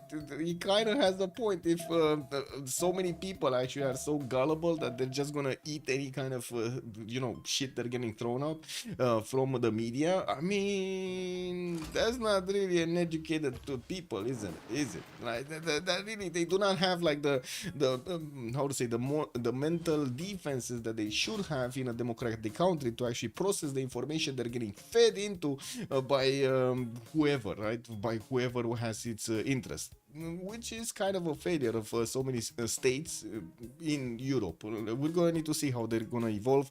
We're also going to need to see if education is actually going to help with that, or laws. That's definitely a different thing over there. Because I'm a big, I do have to say, I'm a big, I would say, supporter of a lot a lot harder roles on what can you do on social media, not because of communication, but how hard can you push actually a message. Not to mention, I really hate bots, whenever bots are being put into the discussion of actually skewing numbers. I hate them. Like this should be actually something that should be really banned, like really banned. It's something that is sitting at the I would say at the heart, basically at the heart of all of these problems that we do have with like skewed numbers and stuff like that. Anyway, critical thinking is lacking. Yeah, basically. On Hilarious Lotus on the 23rd of February is the German election. Maybe that is why the 24th matters. I mean, I'm pretty sure, I'm like 100% sure that we're gonna see, I would say, a change up in the atmosphere in Germany in the next period, in the next election. It does seem like AFD is gonna get that election with Alice Weindel taking a lot of the hearts, like winning a lot of the hearts and minds of the electorate. I don't know if it's like in Romania or not, if it's just on social media or not, because you know we can't actually get onto the territory over there to actually smell things, but we do see the videos and we do see the polls, so you know we're working with what kind of information we have right now on the screens. Only for constitutional amendments, not for votes. Yeah, Kebor, hello there, and good evening. Also, well, most of America is fully educated in political matters. Okay, that's kind of a flaw if you think about it. The Congress and Senate are likely to be aligned with the elected president. Yeah. Yeah, I mean, it is kind of time. What can I say? It is kind of time. We do have theater squares in London. We do see also we're coming close to the next era with only 6 times to go. It does seem like Rome did successfully push back France, and we do have France not actually managing to get into the borders of Norway. Norway is getting his heavy chariot pre-builds, and also I do see a catapult has been built in Nidaros. The thing is, it doesn't seem like Brazil did manage to do that much with his catapult very quick attack, but what he will do is start pillaging all of these tiles over here, the harbors which are not yet defended. And I do have to say, Norway is still gonna need time to actually get to that cartography technology. In the north, good thing is Fabian is not attacking at the same time as Brazil, and I do see Fabian did manage to get his religion out. That's gonna be Jesuit education and sacred places, with of course God of the Sea as a pantheon, while the other England Elizabeth did get Zen meditation with stewardship, so he gets the extra science from his campuses, and he also gets some gold from, well, commercials that he doesn't have. Now we do have him getting more libraries, and I do see England here. Wait a second, who did manage to get Hypatia? Very important question. It was Babylon getting Hypatia at the beginning, and we do have him starting to recruit some writers. I do see Elizabeth did also get to pop Zenki. That's gonna be a free trader for him. More gold per turn over there for Michael. While wait a second, Zankian, yeah, Zankian did get picked up by Babylon as an extra trader. I don't see any other over here. Whoa, anonymous gifter showing up with another 5. Thank you so much, sir. Much appreciated. We got whoa, and Mustra dropping 100 pennies. Much appreciated, sir. Thank you so much. Much appreciated. Big day. And what can I say? You guys are raising my spirits right now so much. You are raising my spirits so much after quite a few tough days in the last 3. I gotta say, quite a few tough days over there. Yeah, but thank you so much. You're raising my spirits. Monka, yeah. Chelny, hello there, sir, and good evening. It's really corrupt and huge downside of capitalism. Yeah. Trump specifically is not interested in the common people that much either. He's interested in making America the dominant power in the world. Well, yes. Wasn't that the point anyway? Anyway, we'll make America great again or something. I guess that's what people voted, no? Anyway, we'll see. We'll see how things shape up. I wouldn't be, how to say, I wouldn't be surprised if we do have quite a few things that will shake a little bit the conscience of people in the next period. Some things are necessary, some things you need to wait for. It is what it is. Yeah, we do have, by the way, on England, I didn't mention this, he did manage to get on Elizabeth I God of War and Plunder, and it looks like we're gonna have quite a few industrial zones starting to shape up here. Multiple lighthouses also starting to finish, so he's getting the trade routes going between Belgium and Liverpool by the looks of it. Still giving the trade routes also a few trade routes to France in the south, which is also building Oracle in the capital city and getting a few more theater squares for the extra culture. Almog here is gonna have a bit of a problem with science. He's only on 16 with 45 points of culture, while De Vries did manage to jump up to 29 and 31 culture a turn. With more legions coming in, we're going to see how De Vries is going to try to use also his soon-to-be crossbows. He's getting engineering in 3 and also mercenaries in 3. So I would imagine catapults, crossbows are going to show up on the battlefield here soon. We do need to see also how quickly Shalkowski, okay, not that quickly. 3 turns for castles, 5 turns for divine right. We're already 1051. We're about to turn the era soon, and he's about to get his castles. He's not that fast, but I guess it is what it is. Now we do have Carrier already with 46 science and 55 culture, and that's to look like he's also 3 turns away from stirrups from his 9 technology here to upgrade his heavy chariots. Has a decent amount of them, and he's gonna be fine. He also has the ability to actually buy berserkers, which is gonna be amazing for him while he's trying to defend his coast over here. The lighthouses and the how to say, the harbors are going to be taken out quite quickly. It does seem like the Norwegian catapults are throwing as many rocks as they can against the Brazilian catapults, but still kind of missing, no? They're kind of missing the point. Thank you so much for the follow, Kyolas. Much appreciated, sir. But he's losing popularity with the public over it. Wait. Wait a second. Escalidum, good evening, sir. God of War and Plunder has nothing to do with industrial zones.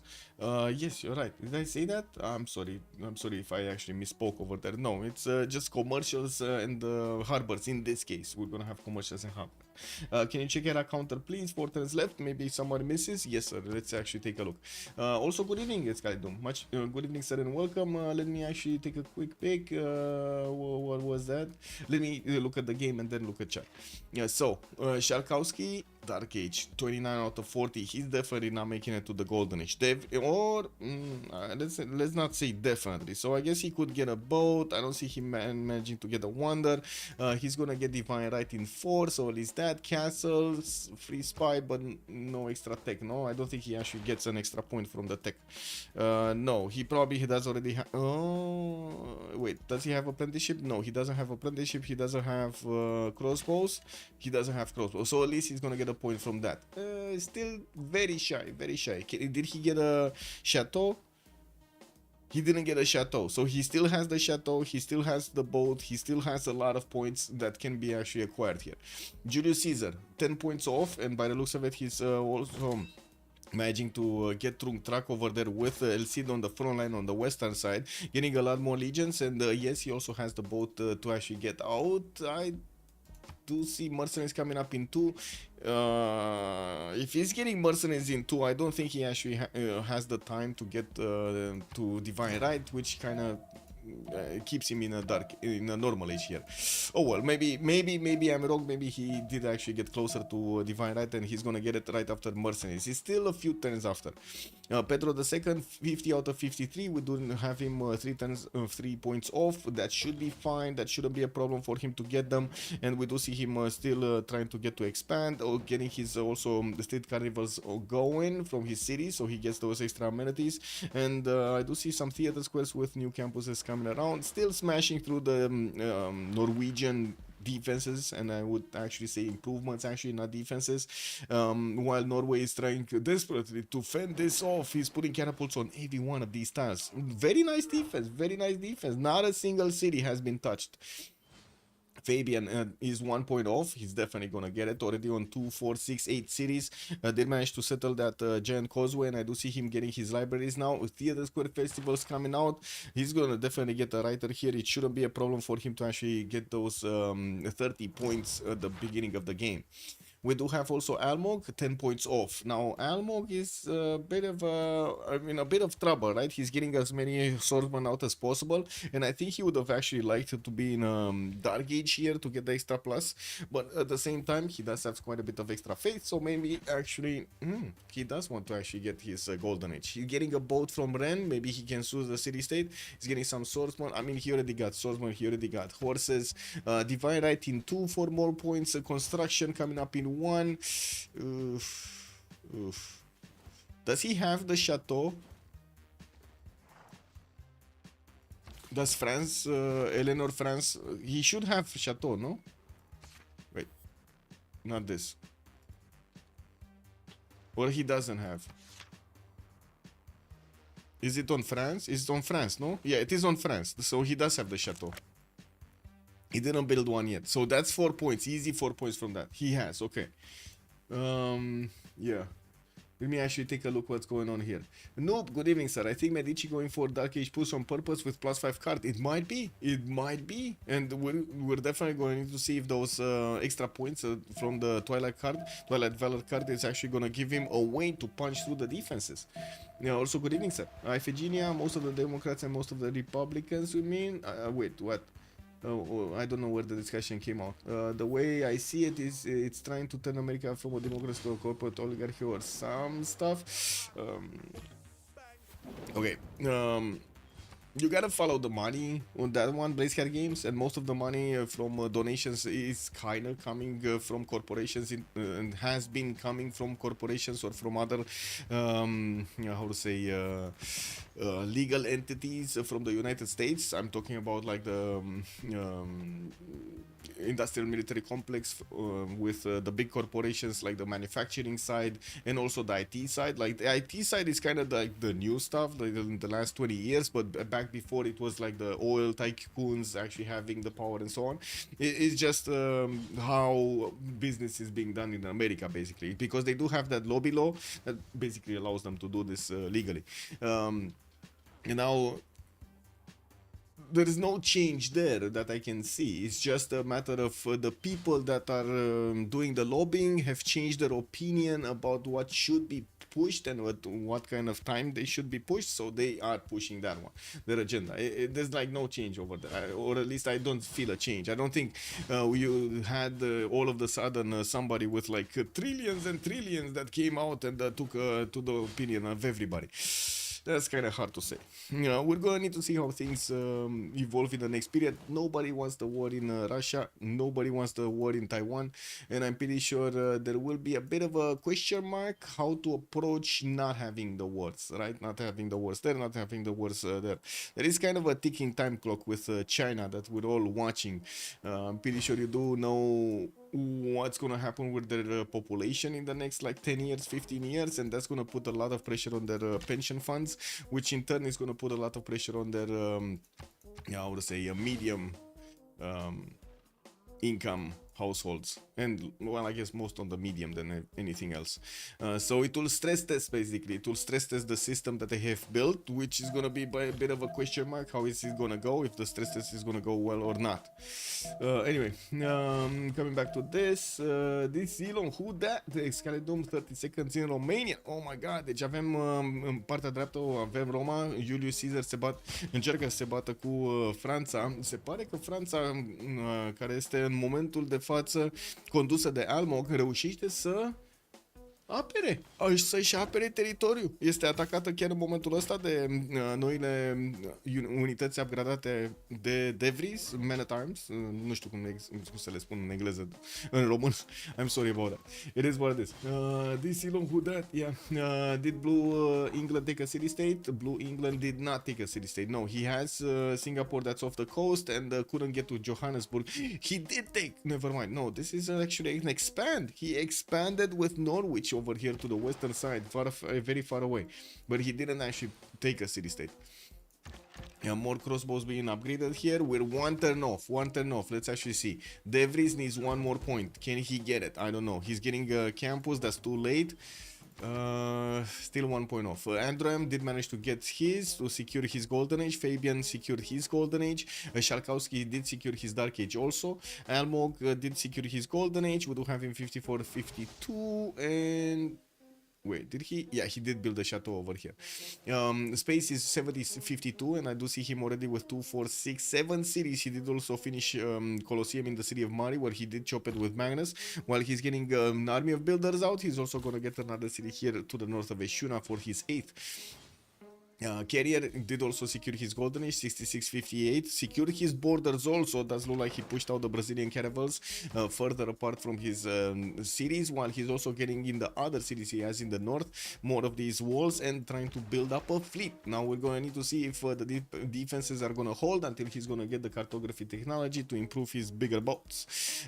We do have also Michael, 65-53. Definitely secured his golden age, getting industrial zones here from the city of Hull, and also building the foreign ministry in Manchester. What did we have here? Okay, no extra building over here. Rome didn't get an extra building. What do we have here? Babylon didn't get an extra building, not yet. We do have foreign ministry in London.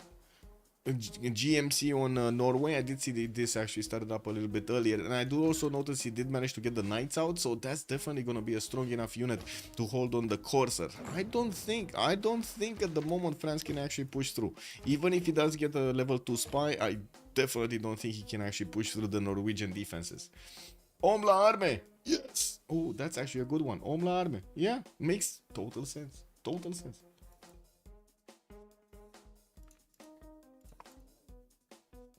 We're gonna have also a quick pause over here while the players are gonna go through the World Congress, and we're gonna see what happens afterwards. It does seem like Rome is still trying to figure out ways of getting into the French borders. He knows he's on a time clock. If Almog does manage to get to Guard Imperials, this is gonna be over. But Guard Imperials are... Wait a second. I mean, he's kind of standing on his own continent here. Oh my god. This is such a bad line for Almog. At least he can defend, right? That's a good point, right? At least he can defend. Wow, that's such a bad line. Maestru al armelor sau ostaș de elită. Ooh, ostaș de elită. Yeah, yeah, like how that sounds.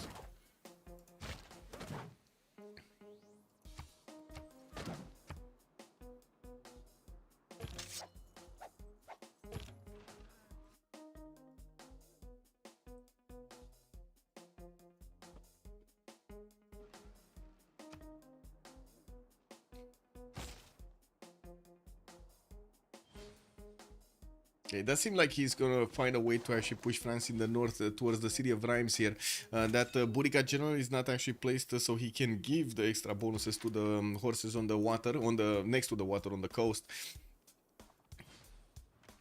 Army of Builders, Feudalism Timing, Almog Fortens Castles. That's a bit awkward actually that he's going castles and not going for his men at arms upgrades, because his swordsmen are going to be definitely lacking in strength versus the men at arms when they're full strength. Even in garrison defense, even in general range. And we do have Rome actually with 2 generals. He can apply power in the middle and apply power in the north without that much of an issue. Both of these type of units are actually going to get the bonuses from the generals.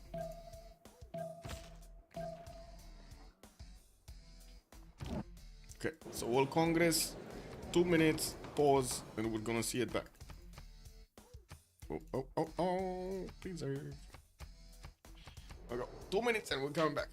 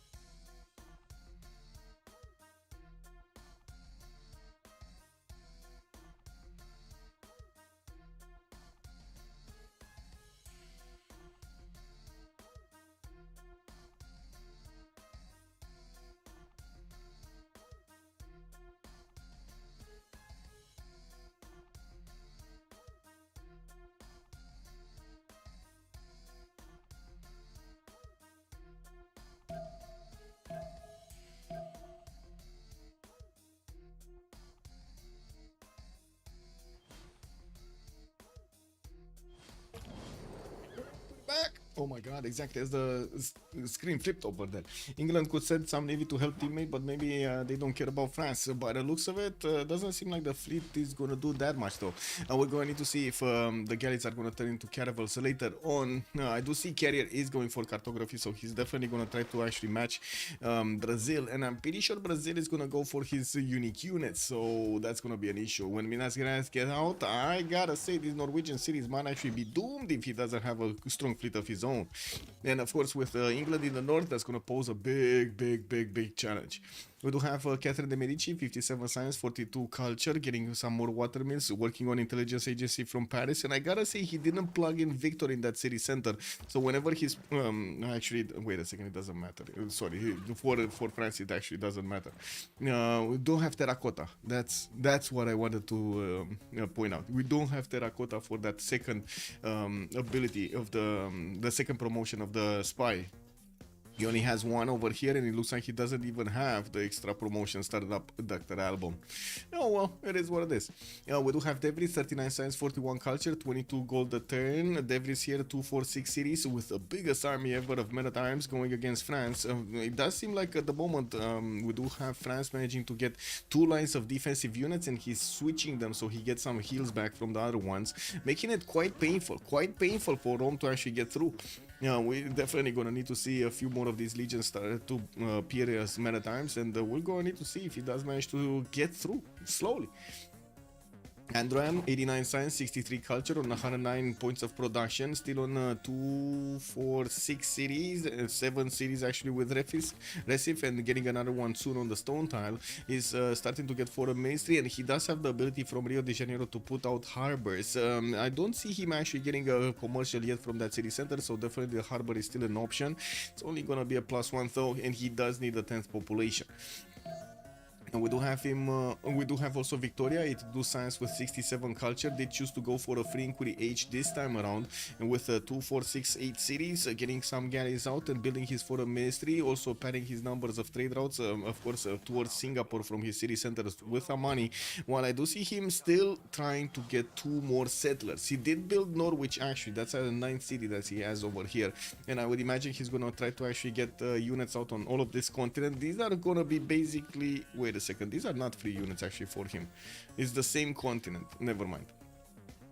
On the other side, Almog, 29 science with 74 culture on 5 cities, still defending against his opponent, and we're going to need to see if he's going to hold up in the long term. He's definitely going to have much faster nationalism, which is soon going to come out, and with castle fishing next turn, he's going to get the ability to upgrade the horses into coursers, making them a lot tougher to handle the attacks of his opponent.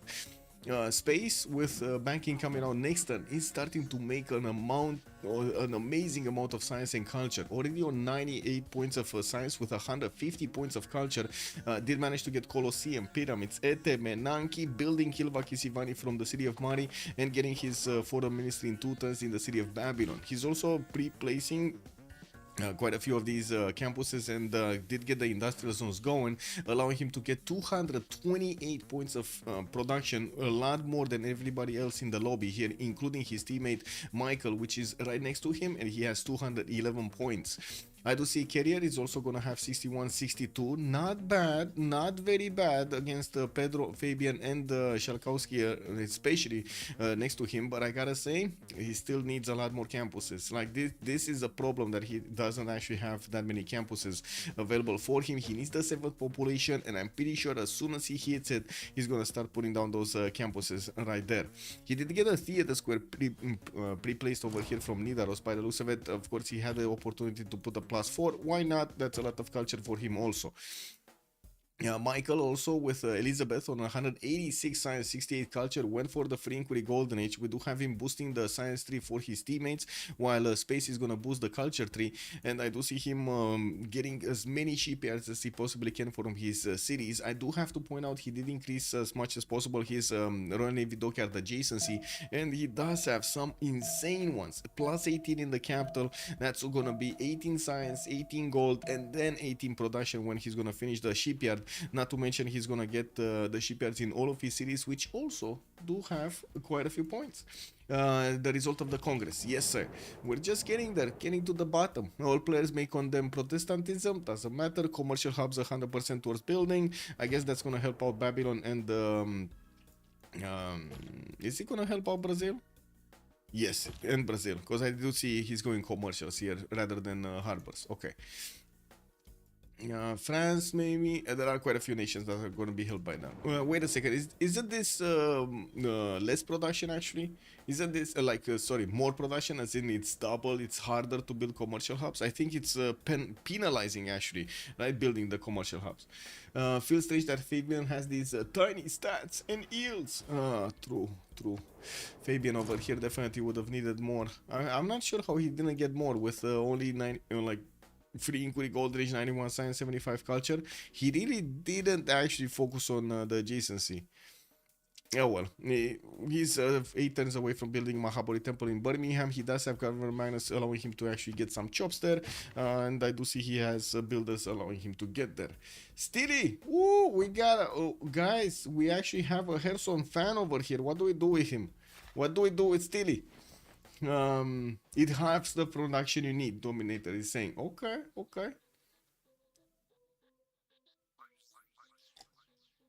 No, ban he? That deal, good evening, sir, and welcome. Oh my god, it is what it is, man. Man, I feel sorry. I really feel sorry for the guys that are just, getting, how to say, getting talked into without knowing the full extent of the information over there. That's just parroting what other people say. It is what it is, man. Anyway, Casimir Miller, what happened with Herson? He got demoted because he shared the private information from the CPL admin Discord, and then he started slandering in the same video the player that won the CPL finals, basically against him. He started complaining against him. Trial by combat, they have to duel. Yeah, Broccoli. Oh my god, man, Broccoli is just gonna stomp. He's gonna stomp Herson. What do you mean let them duel? It's not gonna be even a fair fight. Anyway, it is what it is. He didn't get banned yet. He just got suspended and his rights removed from CPL admin. I don't know, waiting for Kanak to make his decision. I guess people don't understand that CPL is actually, community ruled, and it has an owner. It actually has an owner. Wow, it's just drama about if someone is cheating or not. You can, yeah, basically what that Dio is saying over there. He's just trying to create more problems, unfortunately. I just need to be careful as quite visible image of CPL. I just need to be careful that we're on the good side of things, right? And I'm pretty sure also the CPL admin team is thinking the same. In the end, even if there is quite a bit of bad mouthing of CPL, we're still kind of the strongest server going around. Just saying, it's good. And I do have to say, we do have quite a few bots, new accounts that are getting caught in the welcome channel because they're trying to actually get into the drama and they can't get in because they didn't buy the game. So they're just over there, hey, let me in. We want a protest, yeah. Flying Tole, good evening, sir, and welcome. Yeah, let us hurt some bots in. I like Herson because he is toxic. Oh my god, but I think that the demotion is fair. I mean, he did it to himself, man. He was trying to create content for it that seems pretty obvious to me. Yes, the Beasley, but it is at my expense, the Beasley. It is kind of at my expense for this. And not only my expense, but CPL image, but I'm the first one targeted. Can I show Brazil? Yes. He only has the quadrims by the looks of it. 1, 2, 3, 4. And looking at his takes, where is he? His diplomatic service in 2 turns. Doesn't he need nationalism for the Minas Gerais? I think he needs nationalism for Minas Gerais, if I remember correctly. Chaos, yeah, chaos. I do have to say, I did get hit quite a bit by the Herson whatever image over here. Let me actually show you. I can show you. It's like minus 13 yesterday and minus 1 today followers just because of him rambling. Just because of him lying, basically. So look. And this is just Twitch. I had the same thing happening on YouTube. I'm not sorry. I mean, it is what it is. No, I am who I am. And if they just how to say, if they just listen to somebody and immediately, you know, not taking any other opinion and just consider it, it is what it is.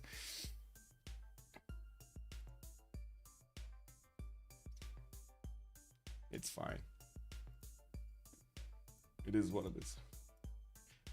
Let the bot follow. Yeah, exactly.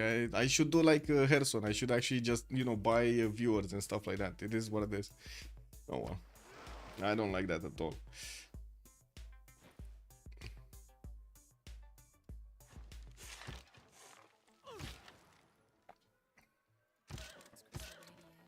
Anyway, we do have campus research projects also coming out from Norway. Maybe we're gonna have actually a good scientist for them to pick. It's Omar Khayyam.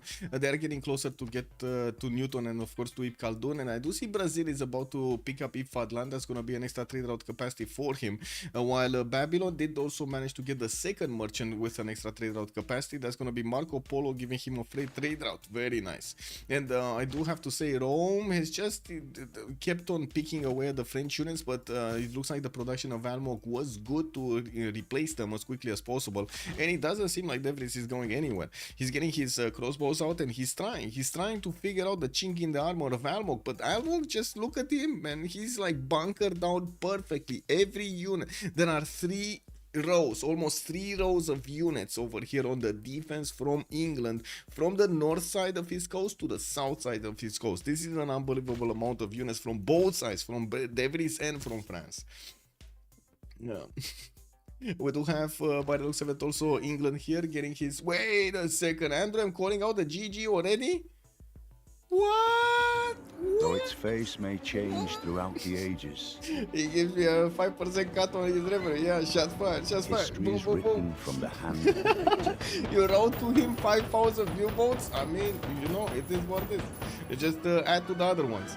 Then it looks like it is a GG. By your We actions this day, got a GG. And wait a second, was it you unlucky? ensure our people Was it? Yeah, it was unlucky that they managed to get this victory with the space, going into space over there with his science and culture. We did have also Michael, 207 points of science here with 65 culture.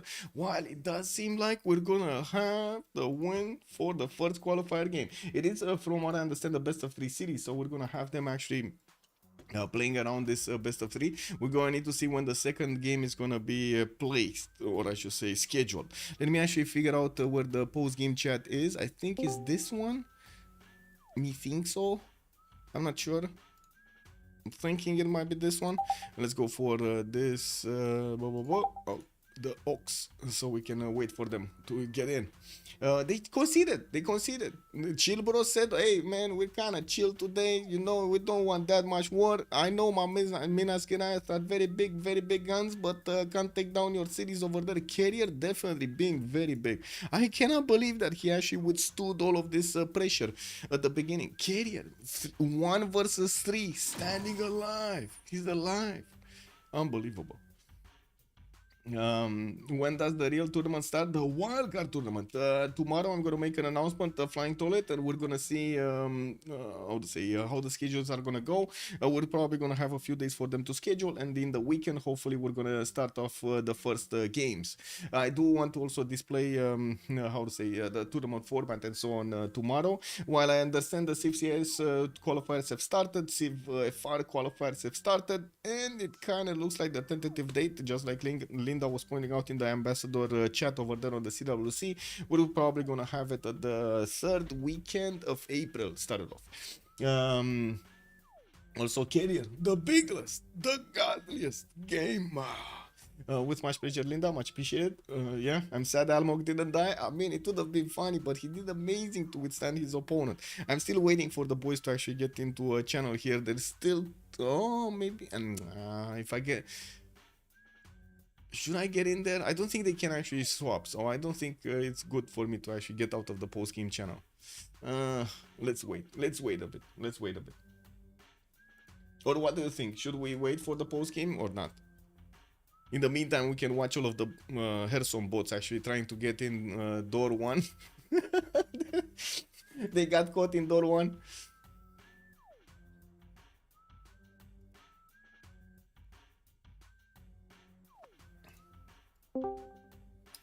Hi, Michael. Thanks for the Hello. cast. GG, well played, man. Man. I was watching that in slow motion over there. You're getting those legions on the front line, and I was thinking you're gonna take out like first Anshan and then go towards France, but then France put some units in front of you. It was like dangling meat in front of those. Yeah, I could have taken the city, but I wanted to do it at the end of the turn because Yeah. he had like so many units. Like I would just lose the city right away unless I do a quick raise.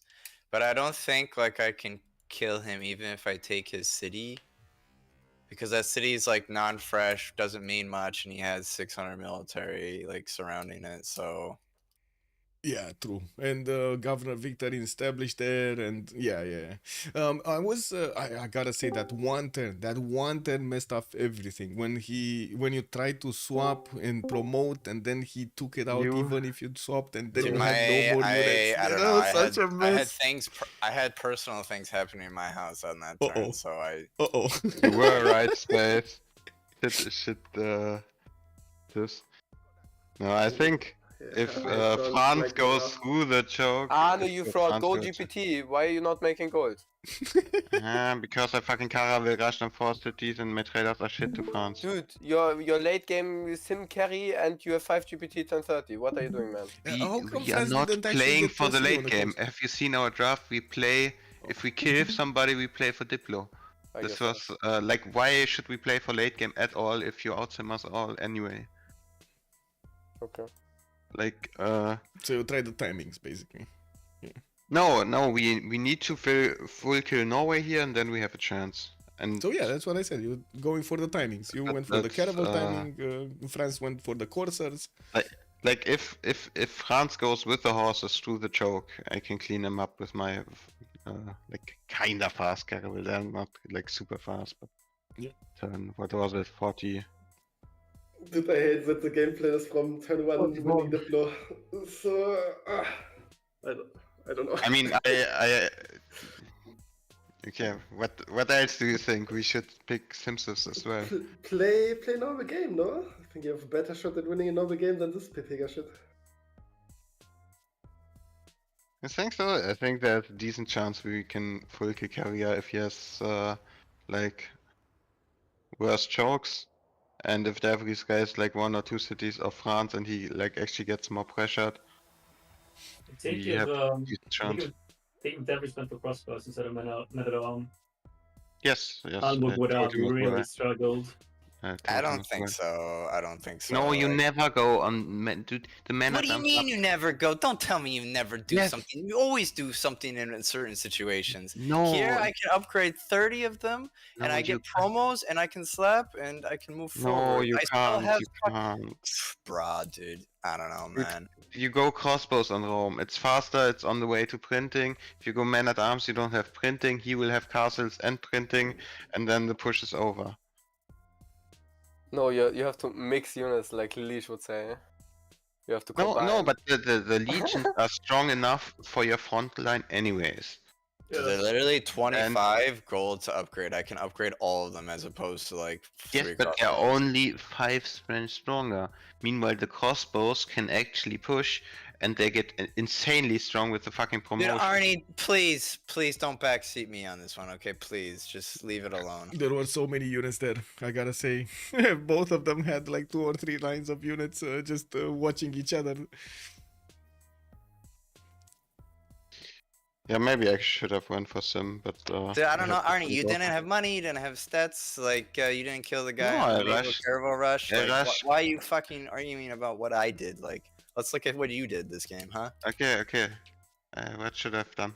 You go Okay, commercial. Make and money, have 30 big GPT. stats. Like, Yeah. and you But can then- kill. then You he don't have to never kill the guy carry in war Caravels. You don't have to kill the guy in Caravels because he probably escapes on fucking Levy because he's Norway, and you can just do 1 minute and kill all of his shits. Like, yeah, I don't know. No, but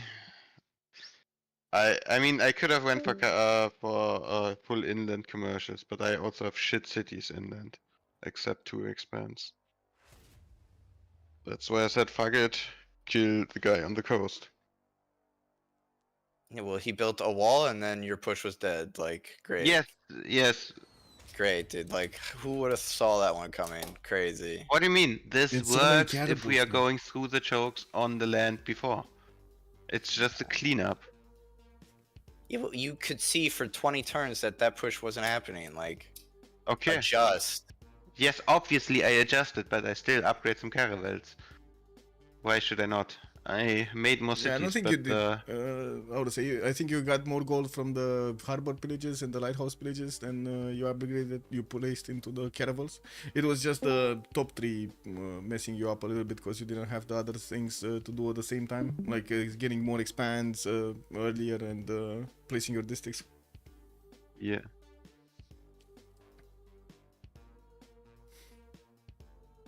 I guess you could have actually gone commercials here, like full Yes, commercials, sure, and sure, allow but the like problem England with to do commercials is I don't have good cities. I have I mean, I don't understand why you would Manus ever and go Forza. campus here. Like, it doesn't. Why No, ever dude, go if campus? if the horses go through, we can kill him. Like he would be full dead by now. Yeah, but if you go For commercial sure. campus, it's you have good timing as well. You just have more gold. Yeah, I don't know. I think campus here is like Pepega as fuck, but whatever. I didn't saw the I can settle the Forza city. I just see that I'm full coastal with shit expand at the bottom, and I place campus. Anyway, GG. GG, well played. Yep. Thank you for GG, the well cash, played. Michael. Gladly, glad to see you guys. Bye bye. Bye bye.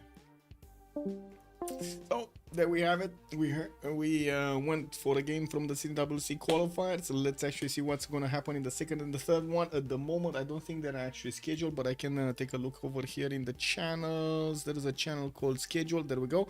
Yeah, they don't have the second game yet on the board. I'm gonna try to take a look, and maybe Linda actually gives me a heads up about when is it gonna be, and would gladly actually take a quick pick at the second game also from Unlucky against Chilbo. It seems like also a lot of you didn't win so many points, 450,000 points actually on this one. Let's see what's gonna happen in the next streams. In the meantime, have fun. Unfortunately, drama is over on CPL. We're moving forward after this incident, and we're gonna need to see where the next one is gonna pop off. Have a great one. Bye bye bye. Oh, don't forget to like and subscribe on YouTube. Bye bye.